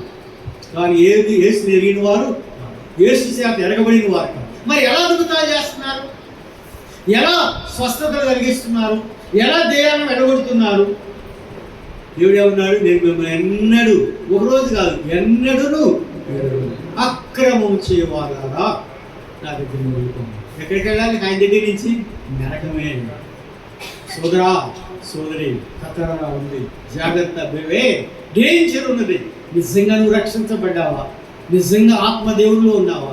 నిజంగా పాపాలు క్షమించబడ్డాయా? నిజంగా దేవుడిని సేవ పిలిచాడా? నిజంగా ఈ సమర్పణ ఉన్నదా? నిజంగా నువ్వు పరిశుద్ధ ఆత్మ ద్వారా పవిత్రమైన జీవితం కలిగి ఉన్నావా? నిజంగా నువ్వు ప్రార్థనాపరులాగా ఉన్నావా? అలాగైతే వాక్యాన్ని ధ్యానం చేయాలి, వాక్యానుసారంగా. యాకోబు ఎవరు రాస్తున్నాడు? అసలు యాకోబు ఎవరు? యాకోబు రాసిన పత్రిక 1వ అధ్యాయం 22వ వచనంలో యేసు ప్రభు వారి స్వంత సహోదరుడు, ఆదిమ సంఘంలో, యెరూషలేము సంఘంలో అపోస్తలుల కంటే ఘనంగా పేరు పొందిన వాడు, స్తంభం. యేసు ప్రభు మరణం వరకు, పునరుద్ధానం వరకు యేసు ప్రభు నమ్మిన వాడు కాదు. యేసు ప్రభు పునరుద్ధానుడై తను ప్రత్యక్షపరుచుకున్న తర్వాత పశ్చాత్తాపంతో క్షమాపణ వేడుకొని కన్నీటితో ఏడ్చి అయ్యా నువ్వే ప్రభువా, నువ్వే మెస్సియావా, నువ్వు మాకు అన్నవుగా ఉన్నావు, ఇంట్లోనే ఉన్నావు, నిన్ను చూసాము కానీ నేను నమ్మలేదు, ఇప్పుడు నమ్ముతున్నాను, క్షమించని ఏడ్చి క్షమాపణ పొంది సంఘంలోనే అపోస్తలుల కంటే మిన్నగా ఆయన సమర్పణ, ఆయన భక్తి, ఆయన త్యాగం ద్వారా స్తంభంలాగా ఉన్నాడు. యెరూషలేము సంఘం, ఆత్మ సంఘం, పెంతెకోస్తు దినం ఏర్పడిన సంఘం. ఆ సంఘంలో ప్రముఖమైన వ్యక్తి ఎవరంటే యాకోబు ఏర్పడుతున్నాడు, పేతురు, యోహాను ఏర్పడుతున్నాడు. మొదట యాకోబు. ఈ was nowhere in the beginning. అంతకుముందు ఆయన ఎవరో తెలియదు. నౌ ఏమయ్యాడండి ఈయన? హి was the main pillar of the church. సంఘానికి ఒక మూల స్తంభంగా ఉన్నాడు. ఆయన ఏం రాస్తున్నాడు? యాకోబు రాసిన పత్రిక 1వ అధ్యాయం, మీరు వినువారు మాత్రమై ఉండి మిమ్మును మీరు మోసపుచ్చుకొనకుండా వాక్య ప్రకారం ప్రవర్తించువారనై. That's a commandment. కొత్త నిబంధనలో మరి ముఖ్యంగా విశ్వాసులైన మనం ఈజీగా, సులభంగా, మాకు ఇంకేం కమాండ్మెంట్స్ ఏం లేవు కదా, నమ్మాము, రక్షించబడ్డాము, పరిశుద్ధాత్మ దేవుని పొందాం, దేవుని సేవ చేస్తున్నాం, సంఘానికి వెళుతున్నాం, ప్రార్థన చేస్తున్నాం, ఆరాధన చేస్తున్నాం, ఆయన సేవలో ఉన్నాం, ఇక మనకి ఏం ఆజ్ఞలు లేవు అనుకుంటాం. There are so many commandments that are written in the New Testament. క్రొత్త నిబంధనలు విశ్వాసులైన మనకు, పరిచారకులైన మనకు, దేవుడు దాసులైన మనకు, పెద్దలైన మనకు ఉన్నాయి. వాటిలో ఏంటి? వాక్యానుసారంగా మనం ప్రవర్తించాలి. కేవలం మనం వినటం మాత్రమే కాదు, కేవలం మనం చదువుకోవడం మాత్రమే కాదు, కేవలం బోధించడం మాత్రమే కాదు, వాక్యానుసారమైన జీవితం చాలా అవసరం. Talk like him, live like him, walk like him, think like him, act like him. యేసు ప్రభు వలె మనం మాట్లాడాలి. ఆయన మాటలు వాక్యంలో ఉన్నాయి. యేసు ప్రభు వలె నడవాలి. ఆయన నడక మనకు మాదిరి, మాదిరి ఎగ్జాంపుల్. యేసు ప్రభు వలె ఆలోచించాలి. ఆయన ఆలోచన మనం కలిగి ఉండాలి. అది అసలైన సేవ, అది అసలైన భక్తి, అది అసలైన జీవితం. యేసు ప్రభు వలె జీవించాలి. To live like him. యేసు ప్రభు వలె యాక్ట్ అంటే కార్యాలు, ఆయన చేసిన కార్యాలు మనం దానియేలు కనపడుతున్నాడు. ఎంత మంచి వాక్యం ఎరిగిన వాడు. ఇంకా బైబిల్ గ్రంథములు ఎవరెవరు రాశారు? పౌలు గారు తిమోతి గురించి ఒక మాట మాట్లాడుతున్నాడు. చూడండి ఒకసారి, తిమోతిలో రాసిన పత్రిక 3వ అధ్యాయం 15 వచ్చింది. 2 తిమోతి చాప్టర్ 3 verse 15. నీవు నేర్చుకొని రూఢి అని తెలుసుకున్నవి. చూడండి, నువ్వు నేర్చుకున్నావు, చదువుకున్నావు, రూఢి అని తెలుసుకున్నావు. ఎవరి వలన నేర్చుకుంటేవో, ఎవరి వల్ల నేర్చుకుంటేవో ఆ సంగతి తెలుసుకొని వాటి యందు నిలకడగా ఉండవు. ఏమన్నాడు? To be it in the word. వాటి యందు నిలకడగా ఉండమన్నాడు. మన ప్రభు యేసుక్రీస్తు వారు కూడా యోహాను సువార్త 15వ అధ్యాయంలో ఆయన ఏమన్నాడు? నా యందు మీరును, మీ యందు నా మాటలను నిలిచి అనుగ్రహించబడింది. To abide in God's word. God's people must abide in God's word. దేవుని పిల్లలైన వారు, పరిశుద్ధులు, దేవుని దాసులు, దేవుని ప్రజలు, దేవుని యందు, దేవుని వాక్యంలో నిలిచి ఉండాలి. అంటే ఇట్ స్పీక్స్ అబౌట్ స్టెబిలిటీ, స్థిరత్వానికి సంబంధించింది. కష్టం వచ్చినా, నష్టం వచ్చినా, వ్యాధి వచ్చినా, బాధ వచ్చినా, శ్రమ వచ్చినా ప్రభుని విడిచిపెట్టకుండా, సంఘాన్ని విడిచిపెట్టకుండా, సేవను విడిచిపెట్టకుండా, భక్తిని విడిచిపెట్టకుండా, వాక్యాన్ని విడిచిపెట్టకుండా పరిశుద్ధాత్మ నడిపింపు నియంత్రణలో మనం ముందుకు వెళ్ళాలి. అంతేగాని కష్టం వచ్చినప్పుడు, నష్టం వచ్చినప్పుడు, వ్యాధి వచ్చినప్పుడు, బాధ వచ్చినప్పుడు, ఇంట్లో వస్తువు లేనప్పుడు, పైసలు లేనప్పుడు ప్రభుని, ప్రభు సేవని, భక్తిని, సంఘాన్ని, సహవాసాన్ని విడిచిపెట్టకూడదు. దావీదు మనం మాదిరిగా ఉన్నాం. దేవుడు అభిషేకించాడు, వెంటనే రాజు కాలేదు దావీదు కదా. ఏమండి, దేవుడైతే అభిషేకించాడు తన దాసుడైన సమూయేలు ద్వారా. దావీదు అనొచ్చు కదా, ఏమయ్యా చిన్న వయసులో అభిషేకించావు, నా కష్టం చూడు, అభిషేకించిన దగ్గర నుంచి ఆ రాజు నన్ను చంపాలని తొడుగుతున్నాడు. నువ్వేమో రాజ్యం ఇస్తానన్నావు, సింహాసనం అన్నావు, నేను గొర్రెలు కాకుండా శుభ్రంగా గొర్రెలు కాసుకునేవాడిని, నాకు ఈ పరిస్థితి అని complaint చేసాడా? Once nobody knew about David because he was a shepherd. ఒకప్పుడు గొర్రెల కాపరిగా ఉన్నాడు. ఇశ్రాయేలులోనే, ప్రపంచంలో దావీదు అంటే ఎవరికి తెలియదు. Now he became known to Israel and known to the world. ఇప్పుడు ఇశ్రాయేలుకే కాదు, ప్రపంచానికే దావీదు. రాబో కాలంలో కూడా దావీదు కుమారుడు యేసుక్రీస్తు ప్రభు రాబో కాలంలో ఆయన ప్రపంచాన్ని పరిపాలించేవాడిగా ఉన్నాడు. దేవుని హృదయానుసారుడైన దావీదు, దేవుని ఉద్దేశంలో నెరవేర్చువాడైన దావీదు, a man of God's own. అదే సంగతి ఇంకో సంగతి మీకు చెప్తున్నాను. ఒకప్పుడు బానిసైన ఎస్తేర్, నోబడీ న్యూ, ఎవరో ఏంటో తెలియదు ఎస్తేర్ సంగతి. కానీ ఆమెని దేవుడు ఏం చేశాడు? The slave girl became queen of the world. ప్రపంచానికి రాణి అయిందండి. అది గాడ్. మన దేవుడు ఎంత గొప్ప దేవుడు అంటే he can do anything out of nothing. ఏమీ లేనప్పుడు ఏమైనా చేయగలడు. సంభవాన్ని అసంభవం చేయగలడు, అసంభవాన్ని సంభవం చేయగలడు. నేను ఒక హిందూ కులం నుంచి వచ్చిన వాడు, ప్రభువు నమ్ముకున్నా. వంటి చేతితో నేను నార్త్ ఇండియాకి వెళ్ళాను యాజ్ ఎ మిషనరీగా. నా బ్యాక్గ్రౌండ్ లేదు, నాకు చర్చెస్ తెలిసిన వారు లేదు, నన్ను పంపించిన వారు కూడా నాకేం సపోర్ట్ చేయలేదు, నాకు పెళ్లి చేసిన వారు కూడా నాకేం సపోర్ట్ చేయలేదు. నా దేవుడే నాకు సమస్తవాడు. నా ఇంటి వారు నాకు సపోర్ట్ చేయలేదు, నన్ను బయటకు నెట్టి వేశాను. What about me? ఏమండి, ఒక్క సూట్ కేసు తీసుకుని నార్త్ ఇండియాకి వెళ్ళాను, దేవుడు నన్ను దీవించాడు. ఒక భక్తుడి పేరు చెప్పను, చెప్తే మీ అందరికి తెలుసు, ముఖ్యంగా బ్రదర్ అని వారికి తెలుసు. నీ పెళ్ళే కాదన్నాడు, నీకు ఎవరు అమ్మాయిని ఎవరు అన్నారు. ఏమంటే ప్రపంచ సుందరే నాకు దొరికింది, ఆమె మంచి బైబిల్ టీచర్ కదా. మరి పిల్లలు, దేవుడు ఒక ఇంజనీర్గా, ఒక డాక్టర్గా పిల్లల్ని చేశాడు. ఒంటరిగా వెళ్ళారు, 3 సంఘాల్లో పరిచయం జరిగించడానికి, స్థాపించడానికి సహాయం చేశాడు. 3 భాషల్లో మరి వాక్య పరిచయం జరిగించడానికి సహాయం చేశాడు. నేను బావిలో కప్పలాంటి వాడిని. దేవుని ఎరగటానికి కానీ, దేవుని సన్నిధికి కానీ, దేవుని నామాన్ని కూడా ప్రకటించడానికి యోగ్యత లేని వాడు. మరి ఈ స్థితి ఎలాంటిది? నా దేవుడు, నేను నమ్మిన దేవుడు, నేను సేవ చేసే దేవుడు, ఆయన గొప్ప. You can do anything. భయపడేవాడిని ప్రజలతో మాట్లాడాలి తెలుగులోనే కదా, తెలుగు వారమే దేవుడు ఎంతగా దీవించాడు.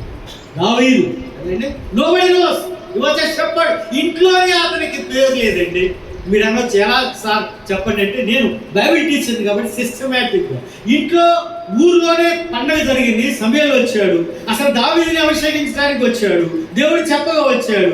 రాజు సౌలుకి పట్ల ఇష్టం లేదు దేవుడికి. ఇప్పుడు దావీదుని ఎన్నుకోవాలి. ఇంట్లో యెషయా ఇంట్లో 7 కుమారులు ఇంకా కుమార్తెలు ఉన్నారు, అందరూ వచ్చారు.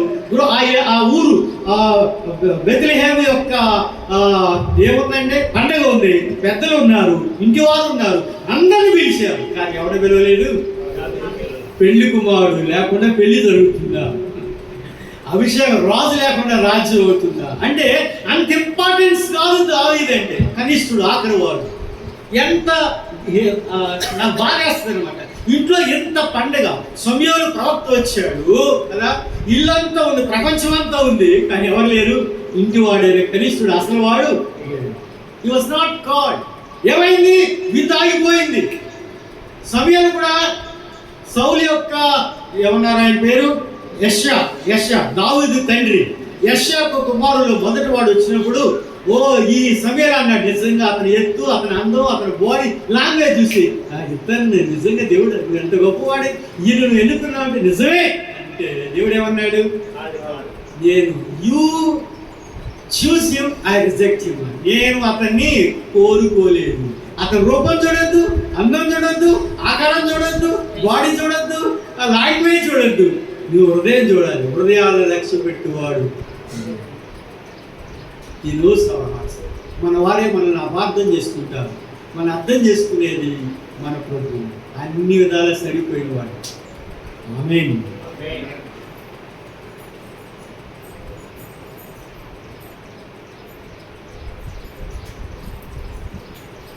ఆఖరికి ఏమైంది?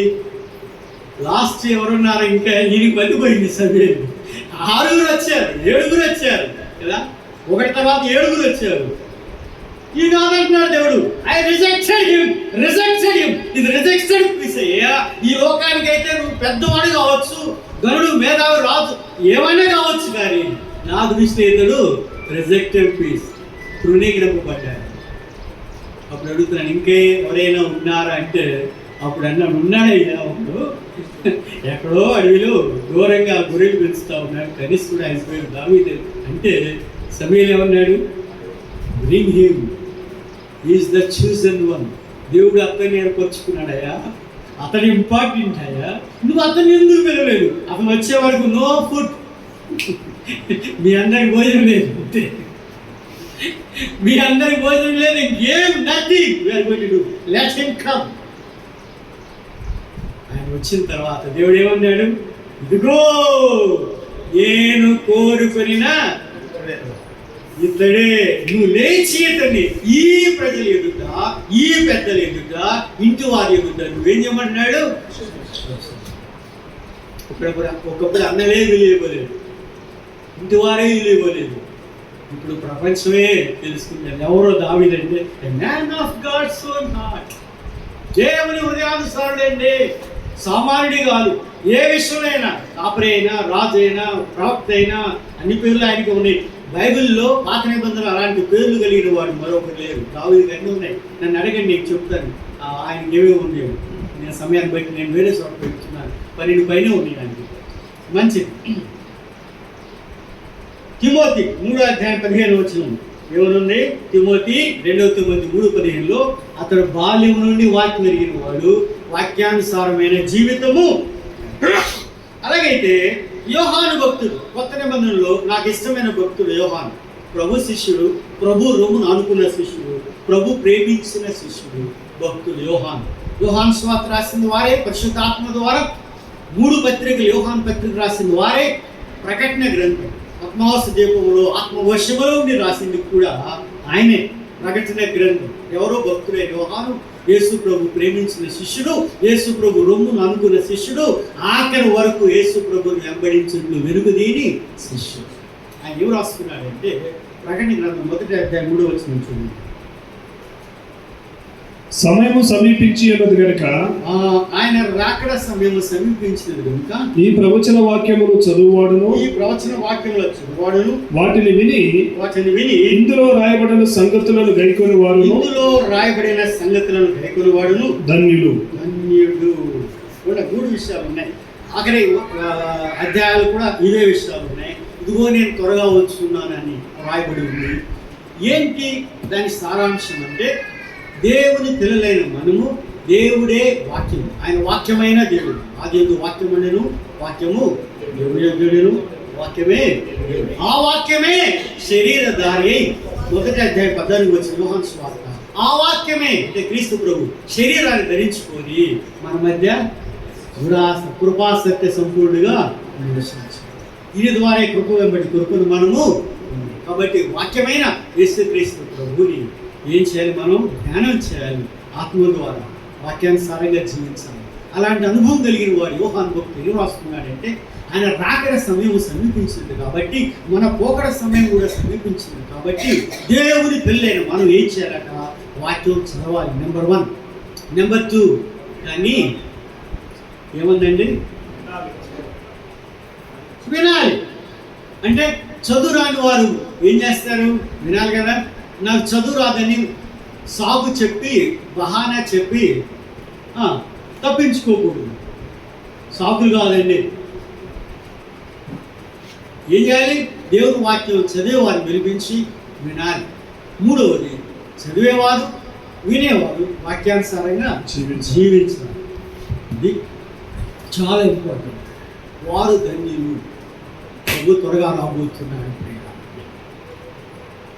కాబట్టి దానియేలు వర్ధిల్లటానికి కారణం వాస్ ఎ మ్యాన్ ఆఫ్ స్క్రిప్షన్. వాక్యం ఎరిగిన వాడు, గ్రంథాలను ఎరిగిన వాడు, గ్రంథాలను నమిలివాడు.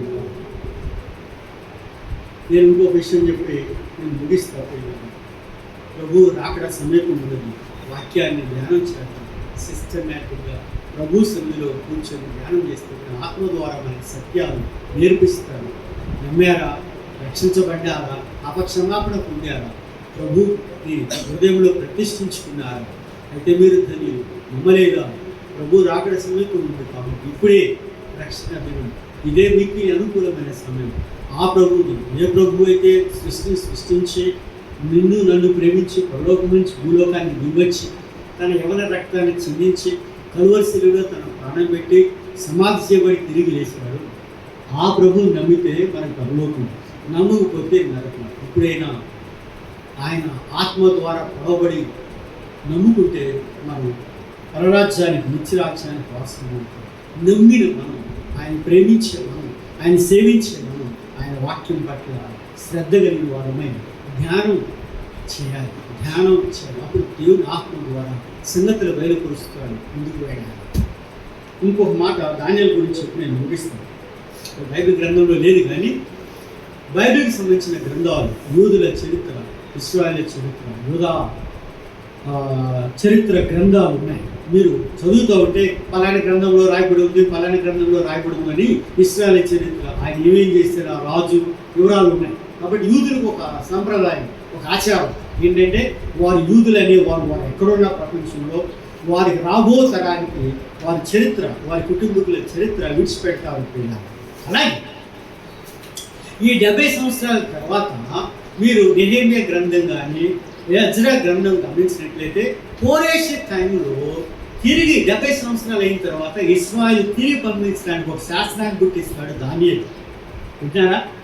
బబులోను నుంచి తిరిగి వెళ్ళటానికి ఒక శాసనాన్ని రాజు చేత శాసనం పుట్టించి వారు వెళుతున్నారు. వారు, వారి భార్యలు, వారి పిల్లలు, ఇంకా ఇశ్రాయేలు వారి దగ్గర నుంచి, బబులోను దగ్గర నుంచి దోచుకోవాల్సింది లేక సొమ్ము, దేవుడు మందిరం కట్టాలి కదా, మందిర ఉపకరణాలు, ఇంకా ఇశ్రాయేలు వాళ్ళ సంపత్తి, పశువులన్నింటినీ తీసుకొని వెళ్ళే డిగ్రీ ఒకటి, అంటే శాస్త్రం ఒకటి చేపిస్తాడు దానియేలు.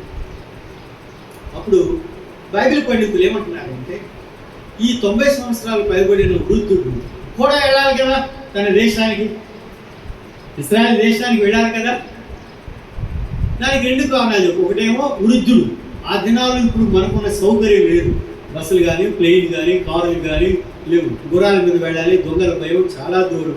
సో బబులోను నుంచి వాళ్ళు ఇశ్రాయేలు దేశానికి వెళ్ళాలంటే నదులు, లేక అడవులు, దొంగలు, పశువులు, జంతువులు ఇవన్నీ దాటుకుంటూ వెళ్ళాలి. వృద్ధుడు కాబట్టి వెళ్ళలేదు. ఇది ఒక రీజన్. రెండో రీజన్ ఏంటంటే ఈ మొదటి శాసనంలో దరిదాపు ఒక 70% వెళ్ళారు, కానీ ఇంకా 30% వెళ్ళాల. మీకు అర్థమైందా? ఇశ్రాయేలు సెటిల్ అయిపోయారు బబులోను దేశంలో. వారికి సేవ చేయడానికి, ఇశ్రాయేలు దేవునికి ఆ దేవుని గురించి చెప్పడానికి ఆయన ఉండిపోయాడని ఈ 2 కారణాలు. బబులోనులో ఎందుకు ఉండిపోయాడు దానియేలు అనే విషయంలో ఈ 2 కారణాలు. ఒకటి ఆయన వృద్ధుడు, 2 ఆయన సేవ ఇంకా బబులోనులో ఉన్న ఇశ్రాయేలుకి కావాలి, బబులోను ప్రపంచానికి కావాలని దేవుడు ఆయన్ని ఉంచాడు. What was the secret of Daniels prosperity? దానియేలు వర్ధిల్లడానికి కారణాలు మనం 3 చూసాం, ఇంకా ఉన్నాయి. ఒకటి, he was a man of sanctification, పవిత్రుడైన. 2, he was a man of supplication, ప్రార్థనాపరుడైన. 3, he was a man of scripture, దేవుని వాక్యం ఎరిగిన. ఆఖరిలో నేను ఎక్కువ సమయం తీసుకున్నాను. ప్రభు దానియేలు జీవితాన్ని మెచ్చి ఒక మాట అన్నాడు, బహుప్రియుడైన. ఎన్నిసార్లు అన్నాడు? 3 సార్లు అన్నాడు. మై వెల్ బిలవడ్, బహుప్రియుడైన దానియేలు. ఎంత చక్కని మాట! What a wonderful testimony given by God towards his servant. తన దాసుడైన, మానవుడైన తన దాసుడైన దానియేలు పట్ల పరలోకం నుంచి దేవుడు ఇచ్చిన సాక్ష్యం ఏంటి? బహుప్రియుడైన. మరి వాట్ అబౌట్ అవర్ టెస్టిమనీ? మన సాక్ష్యం ఏంటండి? దేవుని ద్వారా, ఇంటి వారి ద్వారా, సంఘములో, సమాజంలో మన సాక్ష్యం ఏంటి?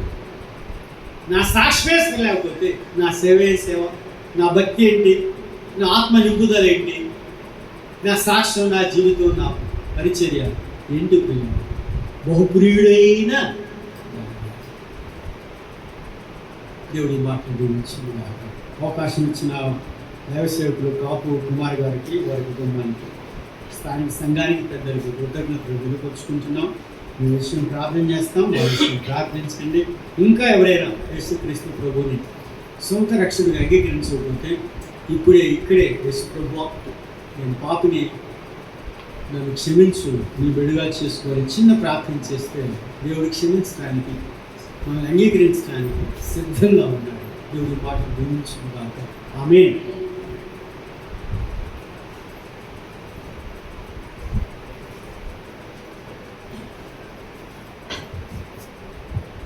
థ్యాంక్ యూ అన్న. చక్కని వాక్యాన్ని మనం విన్నాం. మరి దానియేలు వర్ధిల్లడానికి కారణాలు మనం చూసాం. ఇంకా మనకు సమయం లేదు, కానీ అసలు 2 రోజులు 3 రోజులు పెట్టుకోవాలి. అసలు ఏదో అట్లా టక్క ఫాస్ట్గా 3 ఒక్కొక్కటి తీసుకోవాల్సింది. ఒక్కొక్క మెసేజ్, 3 మెసేజ్లు మొత్తం అన్నీ కుదించి కలిపి 4 మెసేజ్ మొత్తం కలిపి చెప్పేస్తారు. మనకు సమయం లేదు కాబట్టి. ఇంకొకటి ఏంటంటే మన సేవకులకు అది అవసరం. ఎందుకంటే ఈ రోజులలో మనం సేవ చేస్తూ ఉన్నాం, కానీ మన ఇష్టానుసారమైన సేవ చేస్తూ ఉన్నాం, మనకు నచ్చిన సేవ చేస్తూ ఉన్నాం. మనకి ఇష్టమైతే చేస్తాం, లేకపోతే ఊరుకుంటాం. కానీ మన సేవ దేవునికి ఇష్టమైనదిగా మనం చేయాలి. మన సేవ దేవుడు మెచ్చేదిగా మనం చేయాలి. సేవ దేవునికి ఇష్టకరంగా ఉందా లేదా మరి చూసుకుంటూ కూడా మనం పరిచయం చేయాలి. ఇవన్నీ చేయాలి అని అంటే మనకు వాక్య లేఖనాలు తెలియాలి. కాబట్టి లేఖనానుసారంగా చేసేటువంటి సేవే నిలుస్తుంది. మామూలుగా చేసేటువంటి సేవ గాలికై ప్రయాసపడ్డట్టే, అంతా ప్రయాసం ఉంటుంది. అదే గడిజ రికాం ఉండదు, కానీ గడిజ రికాం లేదు, గవ్వ అందాని లేదంటారు. గడిజ రికాం ఉండదు, గవ్వ అందాని లేదన్నట్టు అక్కడ ఏం ఉండదు మనకు. ఇక్కడ మనం చేస్తూ ఉంటాం ప్రయాసపడి, ఇది అది అది అని. కానీ మనం చేసేటువంటి సేవ మరి ఫలభరితంగా ఉండాలి అని అంటే దేవుని యొక్క వాక్య లేఖనానుసారంగా ఉండాలి, మన సాక్ష్య జీవితం బాగుండాలి, అంతేకాకుండా ప్రార్థనా జీవితం ఉండాలి. మనం కూడా పరిశుద్ధమైనటువంటి ప్రవర్తన కలిగినటువంటి వారిగా మనం ఉంటేనే మన సేవ జీవితము అది నిలుస్తుంది. నువ్వు 100 మందిని 1000 మందిని పెట్టుకోవడం ముఖ్యం కాదు. మనం చేసేటువంటిది మరి దేవునికి ఇష్టంగా చేస్తా ఉన్నామా లేదా అనేటువంటిదే చాలా ముఖ్యమైనటువంటిది. చాలా మంచి వాక్యాన్ని వారు అందించారు. మరి నిన్న వారు హైదరాబాద్కి వచ్చారు.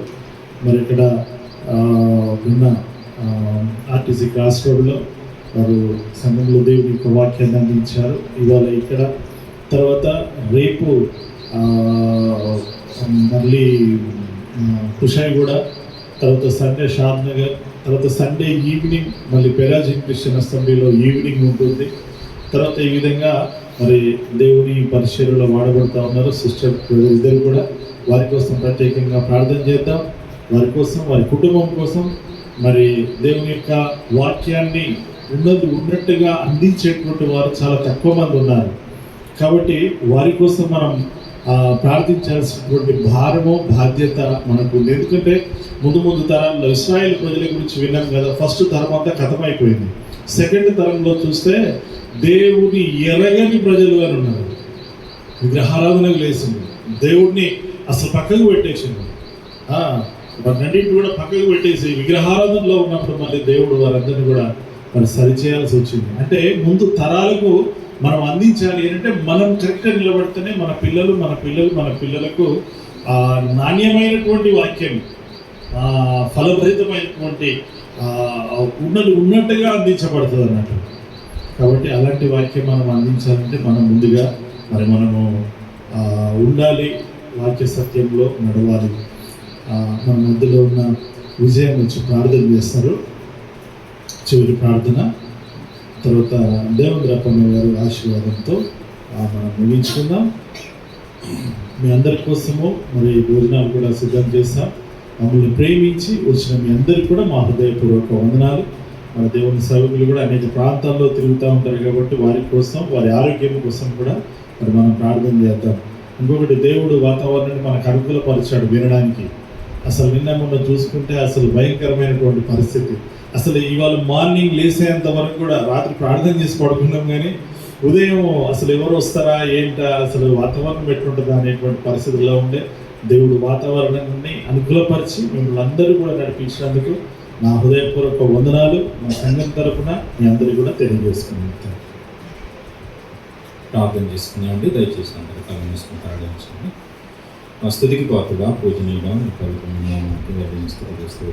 చేస్తాను.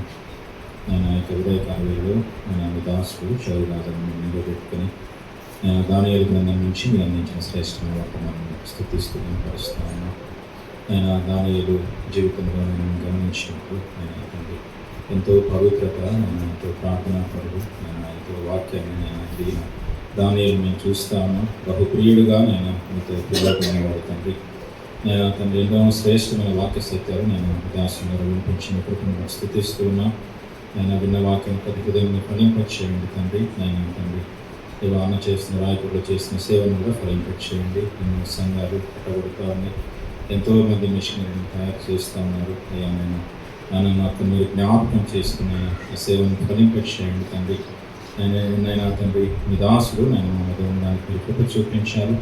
నేను తండ్రి ఆయా ప్రాంతాల్లో మీ సేవ జరిగిస్తుండగా ఆరోగ్యాన్ని భద్రపరచండి, తోడుగా ఉండండి. సంఘాలను బలపరచడానికి నేను మనకు ఇచ్చిన ఘనతను బట్టి మీకు వందనాలు చెల్లిస్తూ, దేవా మాకు ఇచ్చిన భాగ్యాన్ని బట్టి వందనాలు చెల్లిస్తూ, నేను ఈ కార్యక్రమం మీకు మహిమకరంగా ఘనంగా జరిగించిన కృపను బట్టి వందనాలు చెల్లిస్తాను. కాపుదల క్రిస్టియన్ అసెంబ్లీని అంతకంతకు వర్ధిల్ల చేసిన కృపను మాకు స్థితిస్తున్నాను. నేను కుమారులను అక్కడ నేను పిల్లల్ని జ్ఞాపకం చేసుకుని, సంఘస్థుని జ్ఞాపకం చేసుకుని, పెద్దలను జ్ఞాపకం చేసుకుని నేను అవి జరిగిస్తున్న సేవను బట్టి స్థుతిస్తూ కనపరుస్తూ యేసు ప్రభు నామమున స్తుతించి ప్రార్థించి వేడుకొనుచున్నాము తండ్రి. ఆమేన్. తండ్రి యొక్క కుమారునికి పరిశుద్ధాత్మ సహవాసము దేవుని యొక్క సన్నిధి ప్రత్యేకంగా చెప్పినటువంటి వర్తమానం అందించినటువంటి దైవదాసులకు, వారికి వారి కుటుంబానికి పరిచర్యకును, ప్రత్యేకంగా సేవకుల యొక్క సదస్సును నిర్వహించినటువంటి కాపుదల అసెంబ్లీ దైవ సేవకులైనటువంటి ప్రత్యేకంగా కాపు కుమారయ్య గారికి వారి వారి కుటుంబానికి పరిచయకులు కూడి వచ్చిన సంఘ బిడ్డలందరికీ దైవ సేవకుల కుటుంబాలకు ఇప్పుడు మీరు అక్కడ పవిత్రములు సదాకాలమును తోడేయుడును గాక. ఆమేన్. అందరికీ వందనాలు.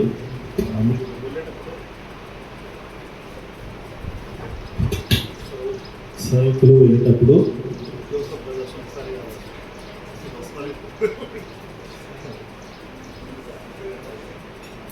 ఒకసారి జోసఫ్ బ్రదర్ను మీరు కలవండి. సేవకులు భోజనం